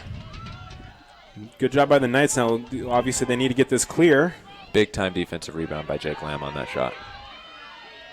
Good move by Carter Bean to get around the attackman, trying to keep him from getting the clear here, and the Knights are able to get another offensive possession here. Danneman with the ball. And they had 2 middies up top wide open because the substitution was late for Frostburg. And a shot early with a contested shot right into the keeper's stick. Danneman definitely wants that shot back. See, that was one where we've talked about how Danneman doesn't need his base. He doesn't need to twist his torso as much, but that one, his arms were tied up on that shot. Yeah, but good hustle here by Danneman, forcing it down to the last 5 seconds. They're going to throw it midfield, and Sean Lamb able to easily pick that one off and keep this offensive play alive off of the early shot.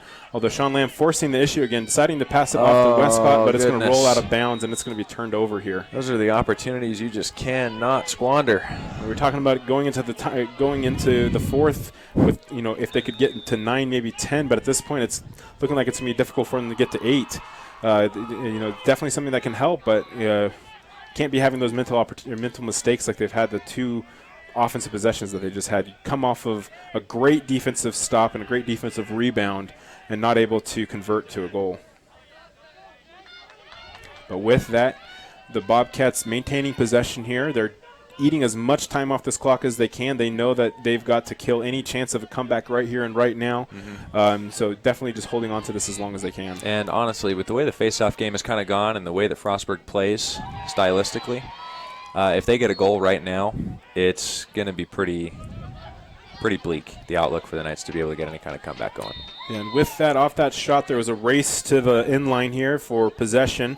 Bobcats able to maintain it, getting topside on his defender, but just over cage. Barely in time with that stick check by Millington to send that shot high.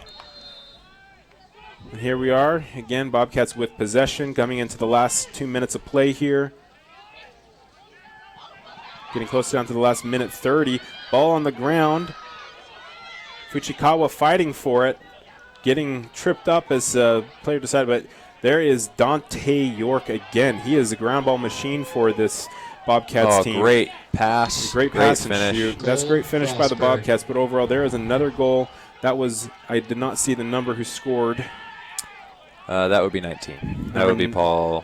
Number 19 Rupert. with Paul Rupert again with another goal, as there was that all started with that just great clean ground ball from Dante York, able to scoop it up, run past, and find the next outlet pass.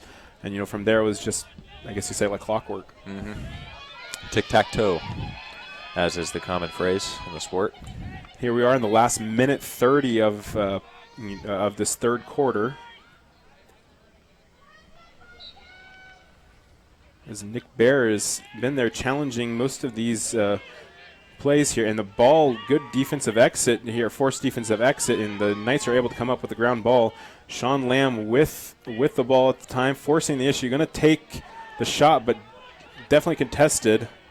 Although shot taken, and it's going to stay with the Knights as there is just over 1 minute of play left, 1:09. And the Knights and the play clock versus that are off by about 2 seconds.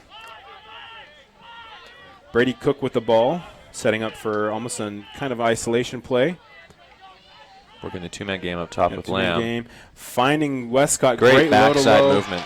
Great backside movement there, opening up the opportunity with the Knights able to get another score, bringing the score, 16-8 here. Knights down by 8 with just under a minute of play left in this third quarter. If the Knights can get a clean win or even force a ground ball here off the faceoff and get another goal, that will definitely help them in this situation. Doing something very similar to what they just were able to do, forcing the defensive exit and also having their, the attackman there to force the ground ball. Yeah, and that was just a fantastic play design there. Great offense. You had the two-man game up in the corner, and Sean was open because the two men went with Brady Cook. And so the defense had to rotate off the middle because there was nobody else on the backside. And the rest of the defense was focused on the crease and X. And so the defender had to rotate up. It created a perfect lane for Chandler Westcott to fill and then go back against the grain of the defense to be able to put that goal in the net. And with that number 52, Sean Winus able to win this one. Nick Bear trying to push him down the alley, but he's challenging very well, finding the back door, but overthrows his target, and that is going to be awarded to the Knights as it was a pass. Although the number 39 here for the Bobcats, Jason Clinton trying to sell it as a shot, but definitely going to be thrown there. And number 7, DeJarlis, able to grab that, snag that pass, contested here a little bit, and the Knights are down to the last 20 or 30 seconds of play here. They have an opportunity at one more Good shot back here. Good back cut by Westcott, and that should be a flag. There is a flag thrown there. Definitely did not need to have that happen, but with that, 19 seconds. We'll see what the Knights decide to do. Obviously, they have this man-up opportunity, whether they're going to go for the shot here or if they're going to hold on to it, because obviously if there's a penalty on the play, they can go into the fourth starting with possession with a man-up. I think strategically you try and take a couple shots here, but if it gets under 10, I think you just hold the ball. Yeah, at this point, it is a minute penalty, so the Knights have an opportunity to either try to get a shot off here. We are down to the last 10 seconds of play. They might just go for that. They're passing it back, and that's goodness. The last thing you want. Got to get possession of this if they want to.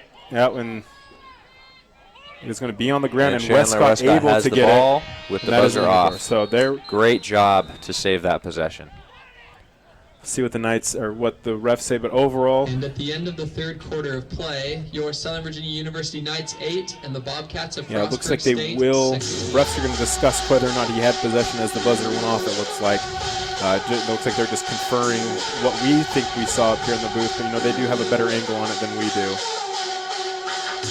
And it looks like they will be signaling that the Knights had possession. The nice thing about that is you'll have. There's 37 seconds left on that. Is that not a trip? Did they call that a slash? I believe they called it a slash because it was a minute penalty. Very interesting. So with that, they do have. Oh, that's advantageous. I like that. They have 37 seconds left. Whether it was a slash or maybe it was we couldn't see from the angle. Maybe it was a cross check coming up to the head or something. I don't know. But that could have been from the back, whether or not. But either way, it was a minute penalty. And the Knights should get possession of it over here on the opposite side of the field here, and it should be in the alley opposite the bench if all things stand here, because that's where Westcott was when the whistle was blown. Josh, it's going to be really important coming into this fourth quarter. This offensive possession right here is huge. To be able to score on the man up, I would say as quickly as possible. You don't care about possession time right now because there's just not a ton of time left in the quarter to be able to come back from 8 goals with how much the Bobcats choke the life out of the ball when they get it and with how poorly the faceoff game has been going lately. Yeah, most definitely. They need to, with the 80 seconds, they should be having hopefully a goal before the 40-second mark if possible. That would be ideal. Yeah, ideal. But overall, that's what we're hoping the Knights are going to be shooting for. But Knights will maintain possession. It looks like the ball will be starting here with Sean Lamb on the wing. on the opposite side of the bench here. We'll see, what offensive play they're going to go with here on the man-up opportunity here as they try to open things up. If they're going to try to go for an outside, if they're going to try to find someone, inside back door. Of course, Knights getting the ball, passing it around. Daneman kind of at the top of the box here, quarterbacking all of this. Still working the ball around here, trying to open and create some space. Sorry, there's 20 seconds left on this play clock, or on the penalty. 15 seconds, shot taken, going over cage. Knights are going to maintain possession. 14 seconds remain on this man-up opportunity. They have, shot at probably at least one more shot here on this man-up opportunity. Kember with the ball. Looking back to Schmidt. Schmidt taking a shot, bounces. Great save there by the keeper. 3 seconds left, and it's going to go into the stick here of number 9, Nick Mattis from the Bobcats, able to get that possession. And shot taken low to low by a deep hole there. That was number 11, Gregory Giles. 2-goal swing. And that is not what you wanted to see as the Knights. You needed that opportunity to get that man-up goal, and overall it ends up going the other way in a quick score for the Bobcats. And honestly, Josh, looking at just how much time is left and how much possession time you would expect the Bobcats to take, there's only about 11 possessions total left in this game, and we're down by 9. Yep. So unless we can start winning, every face-off this quarter, the prospects are bleak. But it is the fastest game on 2 feet, and there is still definitely a chance. You just got to have some things go your way. You don't have a ton of control of the outcome. And that's starting it out right here with Nick Bear winning the faceoff, getting the ground ball. Oh, push that advantage. He's deciding to pull it out. Had the advantage. Dangerous pass. Sean Lamb able to get it and put it away. Great goal. Was contested, but able to put it on the close corner there. And that's, how you want to start it out if we're going to try to get this coming back here. And that goal only took 20 seconds. So that is a very fast possession there that we haven't seen too many fast possessions like that for the Knights here. That resulted in a goal. Yeah, there have been plenty of other fast possessions that have ended other ways. But that's the way to start in this fourth quarter. Obviously, it would have been nice or better to be able to have gotten that goal off that man-up opportunity. But overall, getting that first win, that's the first step, or that first win on face, leading to a goal is what they need if they want to have any chance at this for the rest of the fourth quarter. We'll see what kind of strategy or how the Bobcats are going to change on this face-off. Ball on the ground here. This is going to be an important ground ball. Bear again able by to Nick get Bear. it. Kind of a bad, risky pass, but Brady Cook in space with no one defending him, able to pick that one up. And we'll see what happens here as Brady Cook challenges, gets the roll on top, takes the shot, and Sean Lamb able to pick up the shot here as it goes almost right into his stick. Finds the outlet to Schmidt, but kind of a bad pass, and his defender was able to close out. A little bit of a contested pass there, I think, by Lamb. Yeah, definitely doesn't seem like his hands were quite as clear as they could have been. Double team on Sean Lamb, almost a triple team. Brady Cook was wide open for about 10 seconds. Yeah, that probably would have been difficult for Sean Lamb to see that as he was contested by 2. But and Josh, I really think, kind of stepping on a little bit of a tangent here, I think that's the next evolution of passing in lacrosse, is being able to throw the behind the back in the 2-man game. And challenge there by Daneman, able to come around. Goal is going to stand as he's diving into the crease, able to get that one off and back behind, beat the goalie there. Using the crease to his advantage almost there as the defender was trying to cut off the angle, but able to get in front of him as he's diving and get it off. Yeah, and that crease dive rule definitely allowed him to cut off the defender's angle with that one. But as I was saying, if you watch the 2-man game in lacrosse, just in general, as pick and rolls are happening, the defense hangs so far with the ball carrier, the help defender, and that roll man or the slip man is wide open all of the time. If you're able, as an offensive player, to have accurate behind-the-back passing, that opens up an angle and gets the ball, as soon as that defender cheats, gets the ball to your offensive teammate, it could open up a world of possibilities if a team was willing to start doing that and add that to their repertoire. Yeah, and with that, the Bobcats definitely changing their strategy here on the face-off as the Knights were able to win 2 in a row. Man. Get 2 scores, but bad pass here, but no one on the Knights able to contest it. But overall, it looks like that's going to be pushed in the back. They're calling a loose on ball. The loose ball push, so that's lucky for the Knights to not result in a man down situation. But loose ball push. It should still reset the shot clock, yeah. But with it, they changed their strategy here as they decided to number 32, the face-off man for the Bobcats, Sam Natvik, decided to flick the ball behind him, and they set that up obviously for them to come. They're looking to just get possessions at this point and run that clock down, especially since the Knights were able to win 2 in a row and get 2 scores off it. Exactly. It's a good strategy change by the Bobcats, obviously. They know that if they can just eat up as much time off that clock as they can, it's going to win them the game ultimately in the end. Now with that, Knights here playing decent defense. Russ Anderson challenging at X. Although as an offensive player, you love to see a short stick defending you on X. Jacob Land running through that screen. Ball on the ground. Millington fighting for it here towards the 50. Number 4 able to get. This is a dangerous situation as we are unsettled, and there's a man wide open on crease. Luckily, Nick Bear is able to get back to the ball. Some emotion. That is going to be a push in the back. That's an easy call. Be a loose ball, hold, or something. They're definitely going to call that, as it was only his back facing the defender as he got hit. Yeah.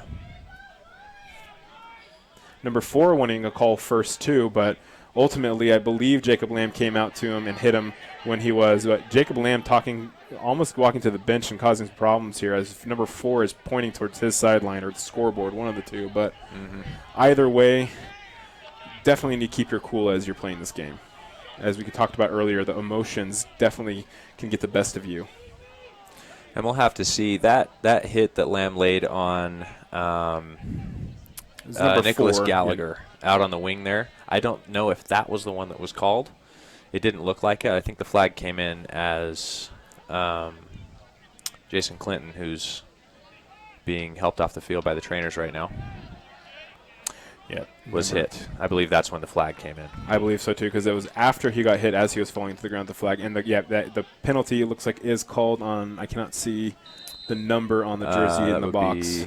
Looks like 18, Russ Anderson. That the penalty is on. And if it's just a push or hit or push in the back with possession, it should just be a 30-second penalty. But I'm not sure what they're going to call that. Yeah, and there's definitely a lot of jawing between Clinton and Lamb there as Clinton's walking off the field. Really don't want. I mean, obviously, as we've talked about, comeback prospects aren't great right now for the Knights, but it's still possible.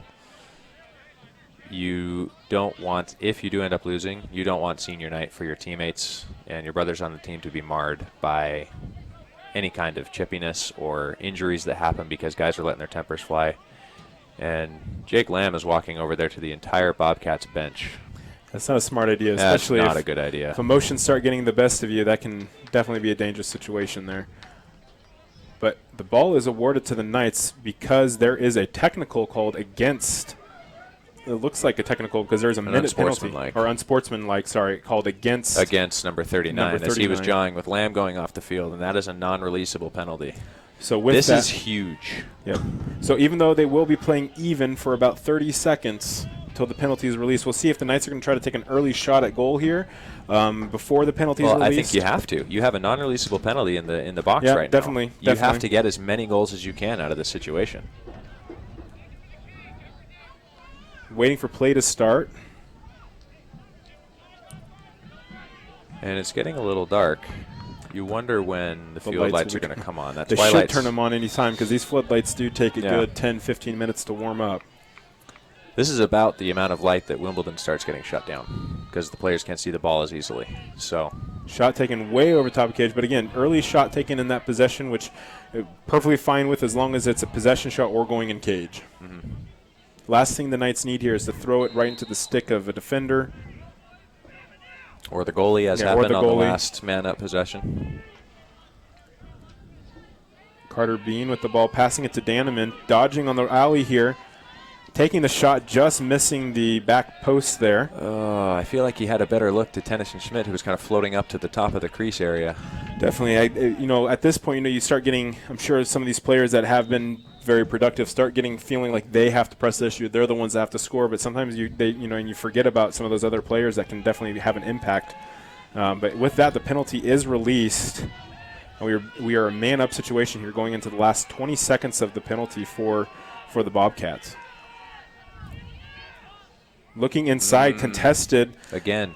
putting your teammates in places to succeed. Finding Sean Lamb at the top of the box. Rolling, pushed onto the ground. Daneman able to maintain possession here, even with someone coming down to the last 2 seconds. Need to get a shot off quick if they still want to have this man-up opportunity. And with that, we are back to even. Nothing occurred with that. And right after the penalties released, Sean Lamb is able to pull the trigger and get the goal. Would have liked to have seen that earlier. I was going to say, if that's the kind of shot you're going to go take, dodging one-on-one on the defender when he's ready for you, why not do that earlier? Yeah, definitely one of those situations where you wonder, why didn't you try that earlier? But either way, the Knights are able to come out with a goal, decrease that deficit to 6. At the beginning of this fourth quarter, the deficit was at 9. So, we're looking at the Knights have done a good job. Well, it was at 8 and then increased to 9 as they got an early goal at the beginning of this quarter. But the Knights able to decrease that to 6 with, just under 5 minutes of play in this fourth quarter. So the Knights showing that they have the ability to score if they can just get these opportunities. Great job keeping the ball on the ground. Knights able to contest for this ground ball. Going to pick up the ball. Knights able to get possession, passing it to the top of the box here to Brady Cook, who's contesting. Going to take a shot wide of cage. It was blocked by a couple defender. Defenders. But either way, off the shot, it's going to roll out of bounds and maintain possession with the Knights. And with the start of that possession, again, assuming that every possession uses the full 80 seconds, you have 8 possessions left total in the game for both teams. And so it's going to be really important for the Knights to take advantage of opportunities early, just like that. Great beautiful cut by Chandler Westcott. Sean Lamb seeing asleep on that. him. Sean Lamb seeing that submarine cut and coming right below his defender, getting it there and able to get the low-to-low on the keeper. That was a great look there by the Knights. Frostburg's taking a timeout as this one's starting. The momentum has shifted back to the Knights. As they have in the last 4 face-offs. The Knights have won 3 of those, which is, not typical for this Knights team, but overall they're doing a good job fighting here at X for that ground ball, which is giving them the opportunities here, and they've decreased this deficit to 5. And instead of using the full 80 seconds there, the Knights only used about 40 of them, which kind of gains you half a possession as you're trying to make this comeback. And so the quicker you can take shots and score, obviously we're assuming that you score on your possessions to be able to come back. And we're assuming that any possessions that Frostburg has, the defense stops. Definitely still got a chance in this one. And here we are back at the face, or we'll be coming to the face-off after this. Obviously, after this timeout, you got to wonder how are the Bobcats going to respond? Because obviously, the last time that this happened, they went ahead and they went on about a 3 or 4 goal run. Yeah, went on a run. And then they also, they were starting to flick the ball back just to get possession off the face-off. So we're gonna have to see how the Knights adjust and what they're gonna do on this face-off to win it back, because they've won the last few here, which is definitely what the Knights need, and they have to keep doing this if they want to have an opportunity to win this game. And Nick Bear has been having great success in the face-off X, not necessarily winning the initial clamp or the initial, he's not winning the face-off itself. But he's keeping the ball on the ground. Exactly, and he's as we've talked about, he's your best ground ball guy in scrum situations, getting the ball off the carpet the first time. And so I think moving him closer to where the action actually happens is a really interesting, subtle strategic idea. And with that, number 32, that is Sam Notvig, able to win the face-off here for the Bobcats. Making that change, they went ahead and sent him out to get this, and it looks like another timeout is going to be called here, but that will be, I believe, taken by the Knights. Taken by Frostburg. Oh, by Frostburg. Okay, yeah. They have 0 timeouts left for the remainder of this game. They're definitely wanting to make sure they score and try to kill any momentum here that the Knights have gotten going here, and make sure that they have their offensive unit on the field that they want to be able to run this possession with. See how the Knights respond here coming out of the timeout. They haven't had to play defense here in the last probably about 4 minutes, so we'll see. Which is not something that we have said a lot this season. Yeah, so we'll see what happens here as this comes, and see if they're going to be coming out of the sleeping. timeout. They're completely disorganized as far as who's covering who. But it looks like they're able They are to packing recover. it into a zone, it looks like. Although here you have a short stick here at X, which is exactly what you would want as an offensive player, getting the low angle. Oh, and that's able a to goal score. you can't give up. Goal, Frostburg. And able to get that one Michael off. Sipes. Yep, that was Michael Sipes there, number 15, able to get that as he definitely had the situation he wanted coming from X, having a short pull on him. Brady Cook covering, or short stick covering him, able to beat him, get that just enough angle to get his hands free and get that off, and RV was just not able to stop that one. That's one that you kind of expect RV to make because Sipes was falling away. He had just been shoved. His shooting motion was definitely interfered with, and all he had was kind of an overarm. There wasn't a ton of wrist snap. It was all shoulders and kind of straight arms sending the ball towards the goal. Kind of almost a knuckleball. Yeah, almost wonder if, who knows, it could be, maybe it was just being cold a little bit from not having too many wins. But with that ball on the ground, and the Bobcats are able to win it here. It looks like number 32 here for the Bobcats, Sam Notvig, has been having more success, or maybe that was number 52 again. Sean Winus able to win that one for the Bobcats. And with that score, that kind of does deflate a little bit for the Knights. Not saying they're out of it yet, but that definitely takes a lot of the wind, the wind out of the sails here for the Knights as they were building up some momentum there. And we're back on defense with 50 seconds left on the play clock for the Bobcats. Getting beat help there, but ball on the ground. Double teaming the ball at this point. Someone is open on the field. We'll see what happens here. Getting back into help here. Getting the ball off 19 here with the ball. That is Paul Rupert, who's had a fairly good game here for the Bobcats.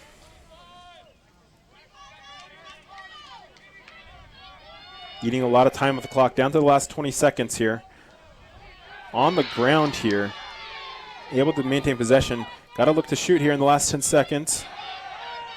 Good defense by the Knights so far, letting the inside. Good check. The ball on the Great ground. trail check by Nick 5 Bear. seconds off the keeper. That's going to Gotta reset get the this clock. rebound. You have to get this rebound if you're Nick Bear.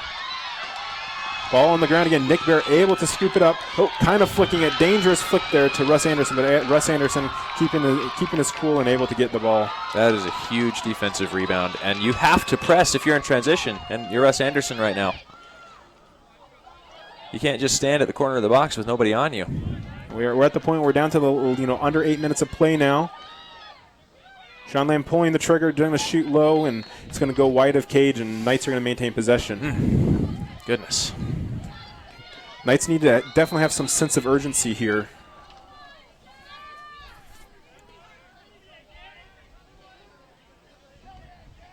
Shot taken low to low, but again, going to go wide of cage.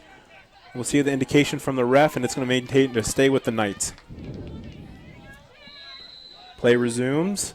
Down to the last 45 seconds. Good cut from Westcott, looking for the open man. DeJarlis taking the shot just goodness, wide. that was right there. And that's going to be awarded to the Bobcats as they're indicating they are closest to the point where the ball went out at the end line. Player frustrated that it wasn't given the quick whistle, but either way, Danneman able to challenge the pole here. Ball out. Good job, work. Danneman. Able to get the ball in his stick. Quick transition and going to finish. Great hustle there by Danneman.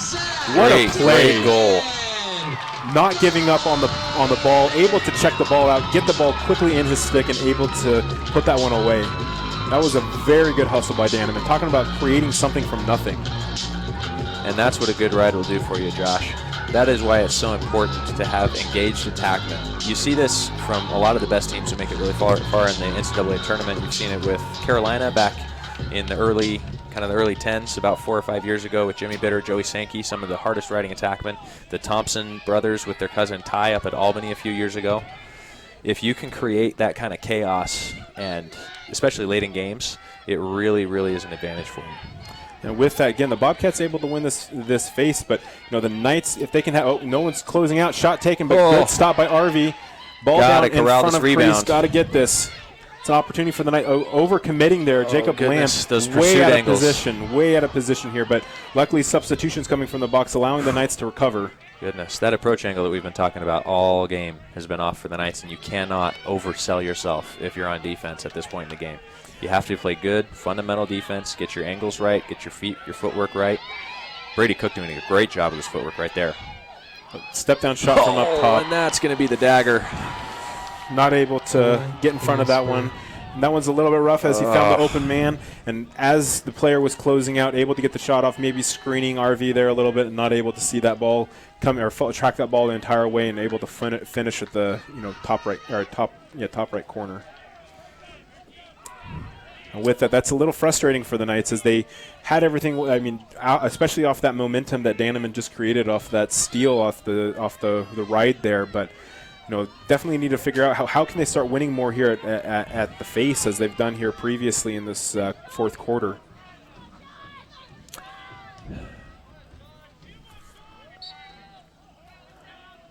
Looks like they're making a switch here, putting 15 out there. That is Kevin Huntsman taking the face off. But with that, a pass is going to go, or a shot. They're going to call it a shot. It was a good possession shot. Very smart. Good possession shot. Be able to get the ball there and be able to get your subs on the field. And with that,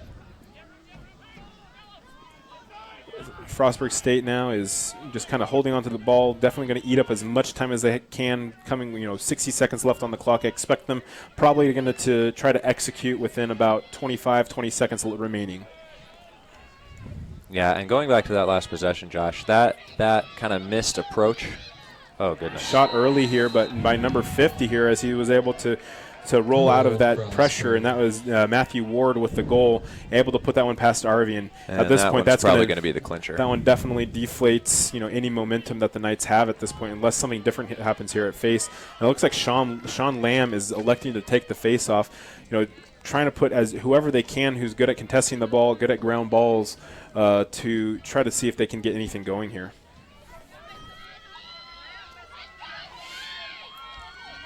You have 4.5 possessions left, assuming each possession takes all the time allotted for it to make up 7 goals. Sean Lamb able to win it, but they're going to blow a whistle, face-off violation against the Knights. And that's going to give the ball to the Bobcats. We're going to see what happens here. That'll just about do it. Anyway, Josh, oh dear, losing the substitution game. Man wide open at the top of the box. DeJarlis was in position to prevent the shot from being taken. Anyway, Josh, as we were talking about a couple of possessions ago, that missed approach by Jake Lamb, that kind of thing does not directly cause a goal. But what it does is it puts uncertainty in your teammates because they weren't expecting you to miss that. They weren't expecting you to go out that far. And then it kind of hurts the trust a little bit for that next possession coming up. Great save there. It makes it so that we saw Seth Millington was late to close out to the shooter 2 goals ago, which is probably a byproduct of not knowing where your teammate is going to be. With that ball on the ground, off the shot, Carter Bean able to pick up the ground ball, but it's back on the ground as he got checked. Double team on the ball at this point, trying to force him out of bounds. Flicks back to the keeper. Interception by Schmidt to Westcott. And nice goal. Finish. Great job by from Daneman there, able to get the pass at X there, or intercept the flick back, and able to get it to Westcott, who had the open net there. And again, mathematically, Josh, I want to make sure I'm not trying to be a Debbie Downer here. I'm just trying to be a realist. Obviously, looking at the chances of a comeback, it's mathematically obviously still possible. It's possible to score a lacrosse goal in about 7 seconds, and we have plenty of 7-second increments left. But with the way the game has gone, with the way the face-off possessions have been distributed, and with the way that Frostburg State just chokes the life out of the ball whenever they get it, is taking all those factors into account, is still pretty unlikely for a comeback. You're down 6 with 5 minutes left. So, yeah, we'll see. I mean, obviously, mathematically, it is a difficult game at this point. We'll see what's going to happen. The ref deciding to reset the players at the face-off here.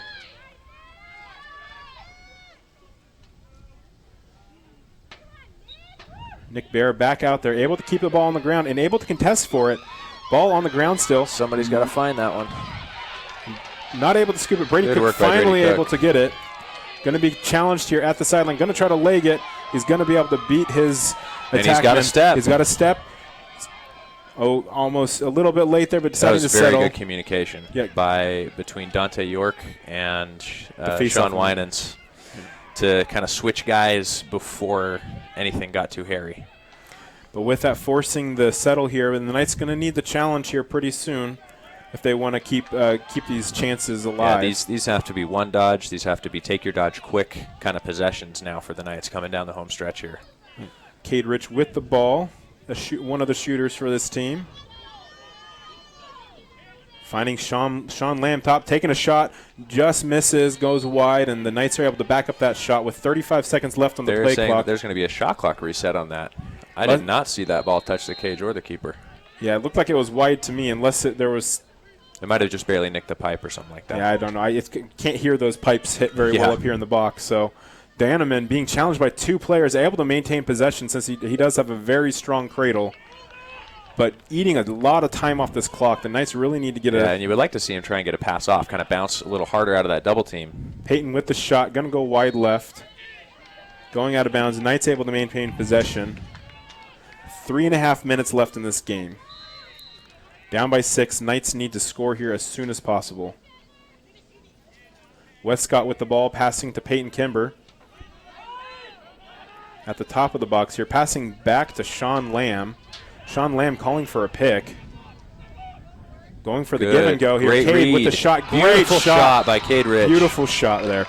Going for the pick, almost a pick and roll as you would call in basketball, but going for the pick.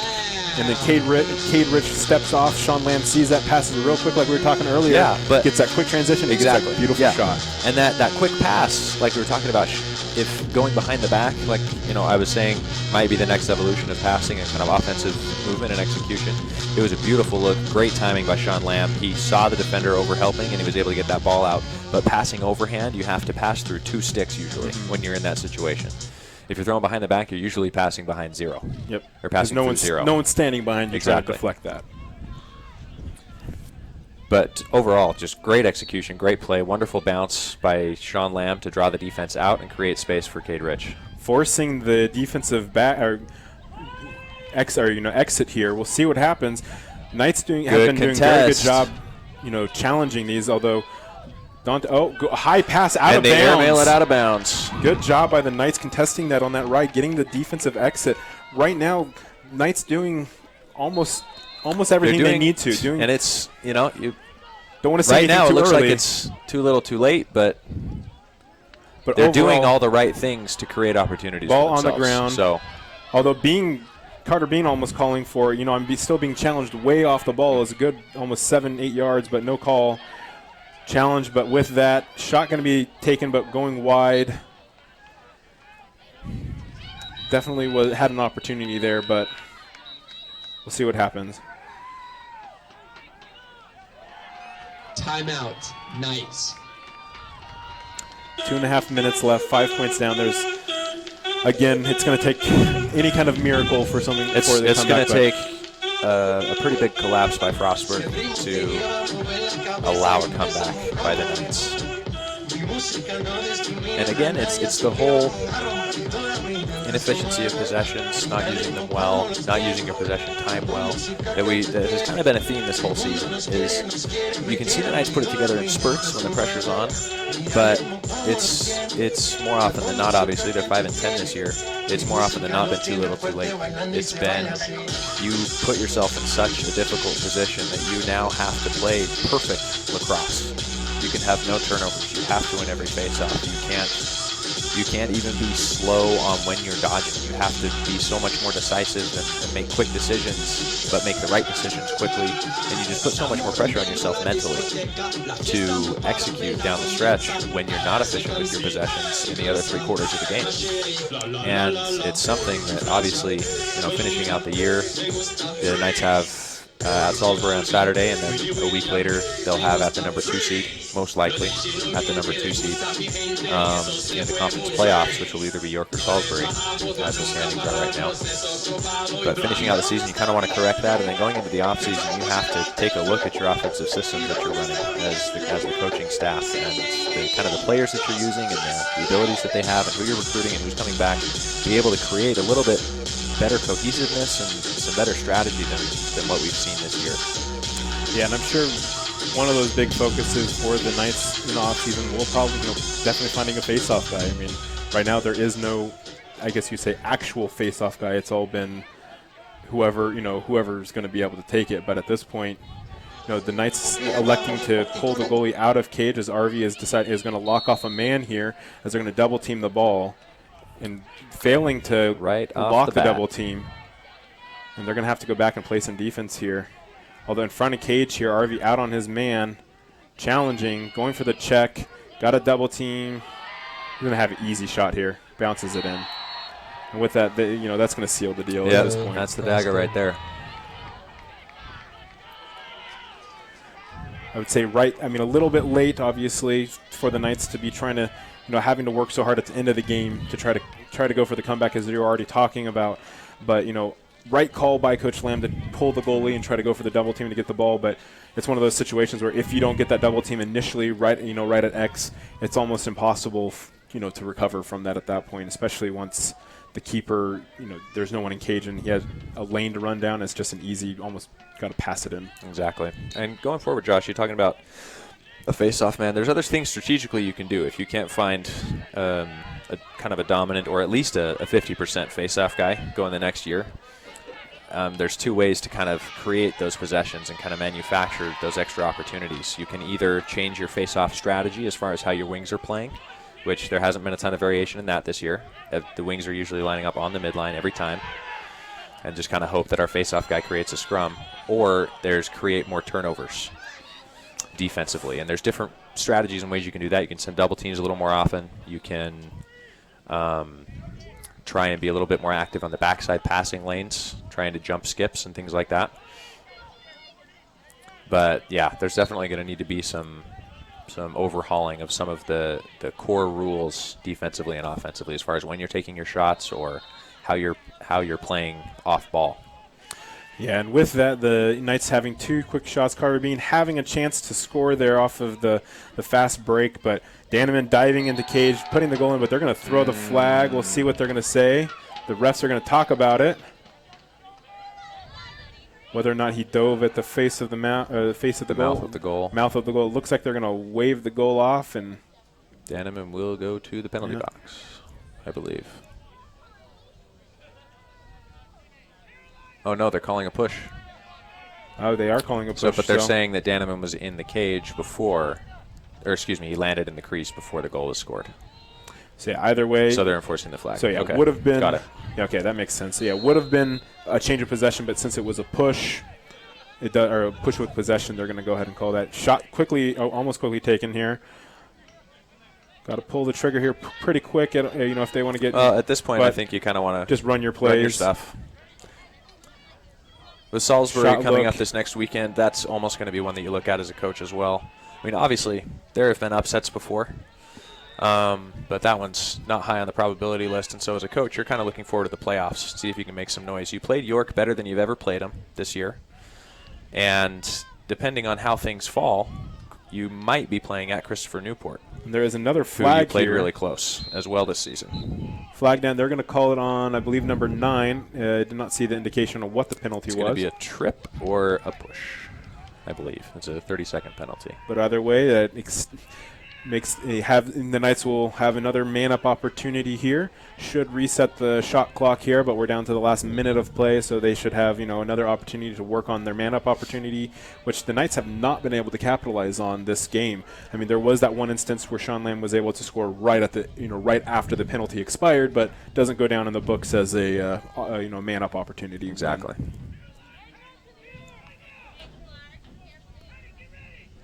So we're waiting for the play to start here, going to the last minute of play of this game. Passing it, shot taken, going over cage.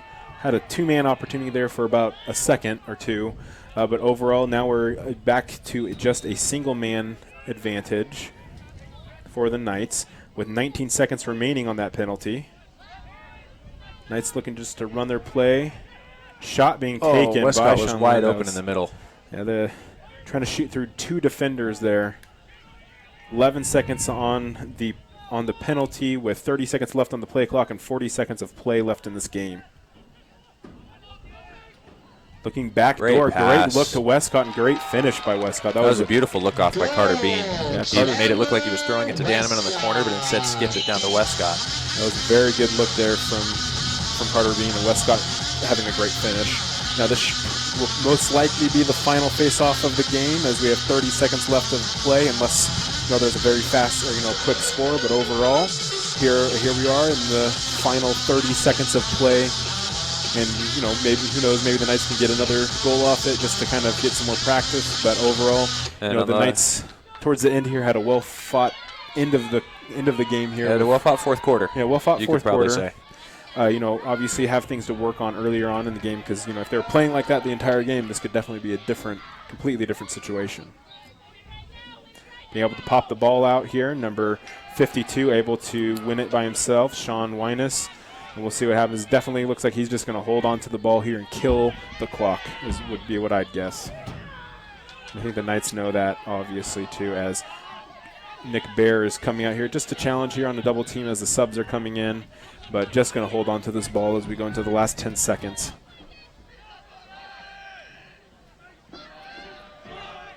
Down to the last 4 seconds. 2, 1, and that should be the end of the game. And there's some frustration there. You don't need that.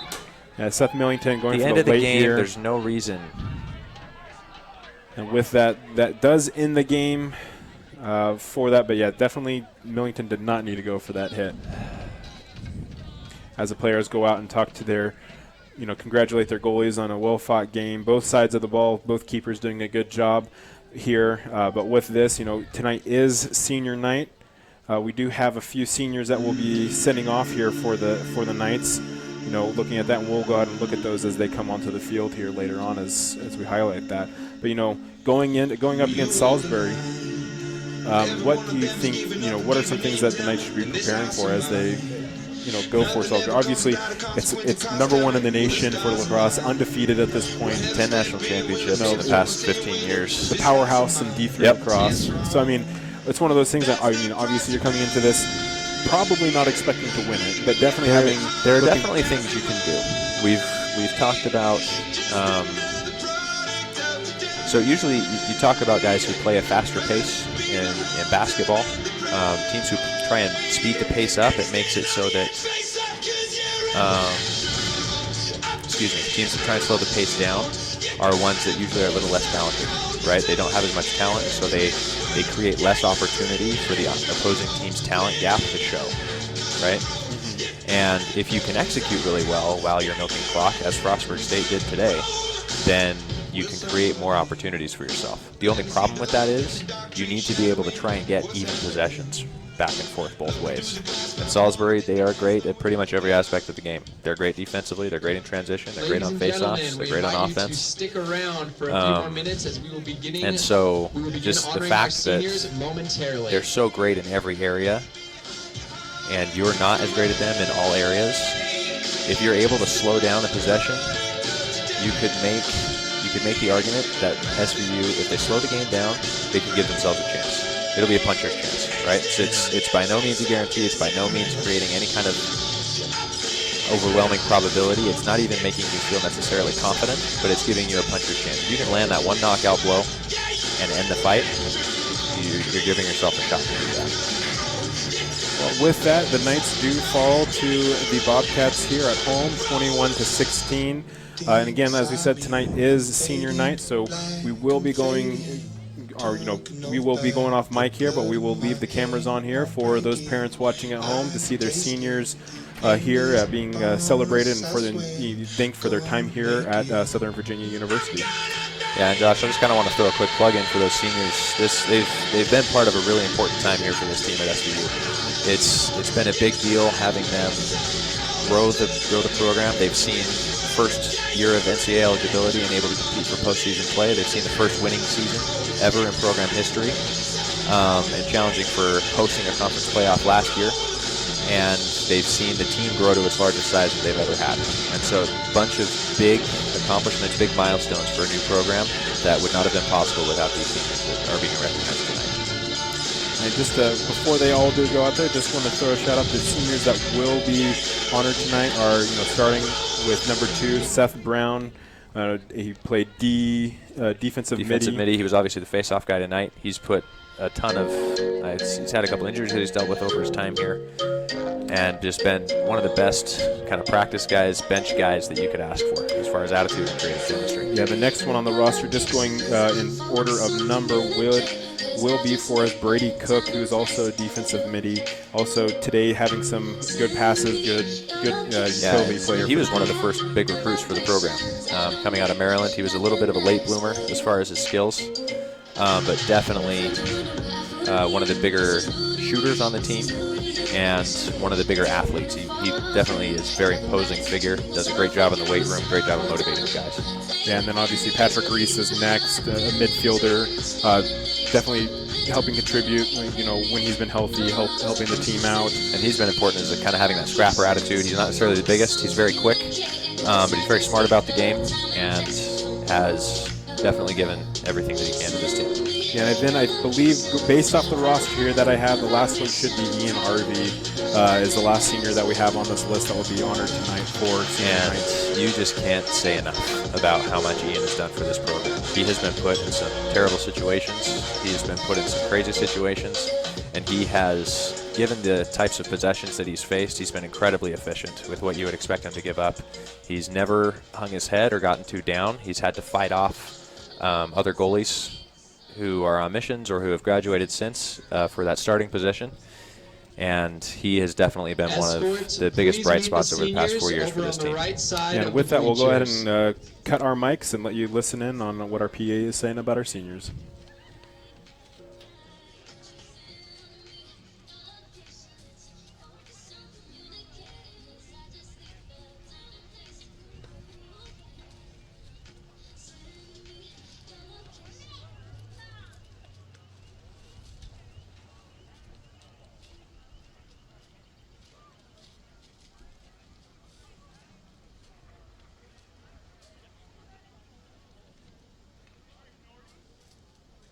Ladies and gentlemen, thank you for joining us on Senior Day. We would like to take this time to recognize the 5 seniors that are a part of the Southern Virginia University men's lacrosse program. First up is Seth Brown, who is escorted by his parents, Bryant and Pam Brown. Seth, a native of Rock Hill, South Carolina, is a 4-year player for the Knights. He served a mission for the Church of Jesus Christ of Latter-day Saints in the Manaus, Brazil. The midfielder has played in 10 games, recording season-best games against Pfeiffer and Carthage. He also won 4 face-offs in his time at Southern Virginia. Seth will be graduating in May as a business management major. Let's hear it for Seth Brown.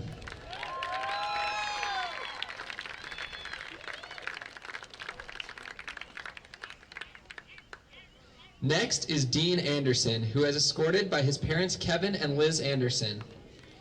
Dean is from Salt Lake City, Utah, and played for the Knights in the 2016 and 2019 seasons. He served a mission for the Church of Jesus Christ of Latter-day Saints in Olongapo, Philippines. The midfielder has played in 23 games in his career, making 4 starts, scoring 3 goals and assists, 21 ground balls, and 9 caused turnovers. In 2016, he earned CAC All-Academic Team honors. Dean will be graduating next month with a degree in business management.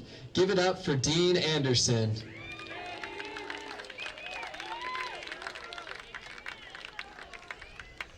Next up is Patrick Reese, who is escorted by his parents Don and Patty. Patrick is a 4-year player for the Knights, competing in the 2015, 2016, and 2018 seasons, and then again this year. Patrick is from Meridian, Idaho. In his career, the midfielder has played in 55 games for the Knights, picking up 50 ground balls and causing 16 turnovers. He recorded a career-high 4 ground balls this season against Hendricks in a 21-10 night win. Patrick will graduate in May with a degree in business management. Give it up for Patrick Reese.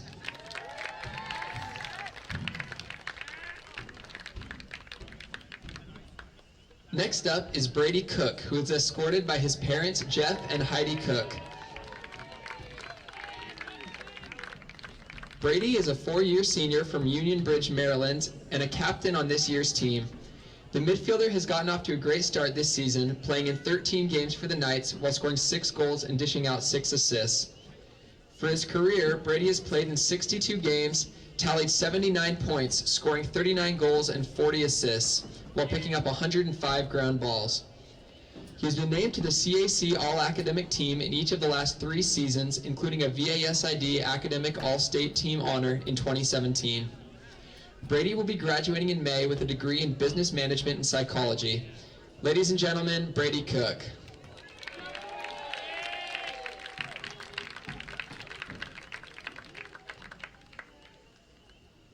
And finally, we have Ian Arvey, who is escorted by his parents, Richard and Carol Lee Arvey. Ian is a 4-year starter for the Knights. The Houston, Texas native in his career, the goalkeeper has played in 53 games for the Knights and started 45 of them, and will leave the program as the all-time saves leader with 579 and minutes at goal with 2,621 minutes.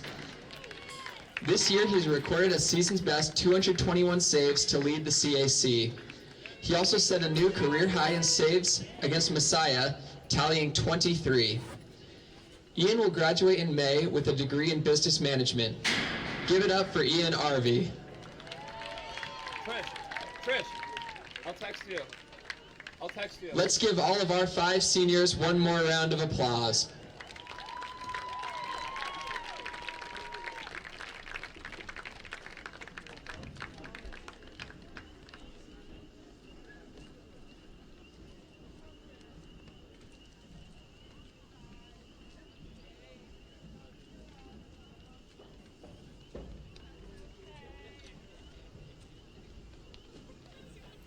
And welcome back here. We're just going to close things out. We did wanted to just remind, talk about Dean Anderson real quickly, since we did forget him on the stream here. According to our roster, they had him listed as a junior, even though he is a senior academically. So we will not be seeing him next year, and has definitely been an asset to this team. Yeah, Dean had kind of an interesting time. He left last year to go play for the University of Utah as they were going D1. Unfortunately, was the last man that didn't make the roster. So he's definitely a huge asset for the Knights. He's been great on defense, great on ground balls, great glue guy for Southern Virginia this season and the previous 2 seasons that he was here. Yep, and with that, we want to thank you for tuning in to this this men's lacrosse game here, and want to thank our seniors for their play. Go ahead and, this weekend we will be tuning in as we have a few more sports that we'll be broadcasting here from home.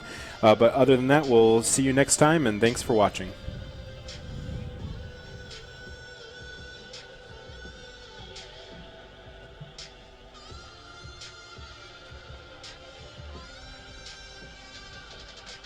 Thunder, feel the thunder, lightning and the thunder.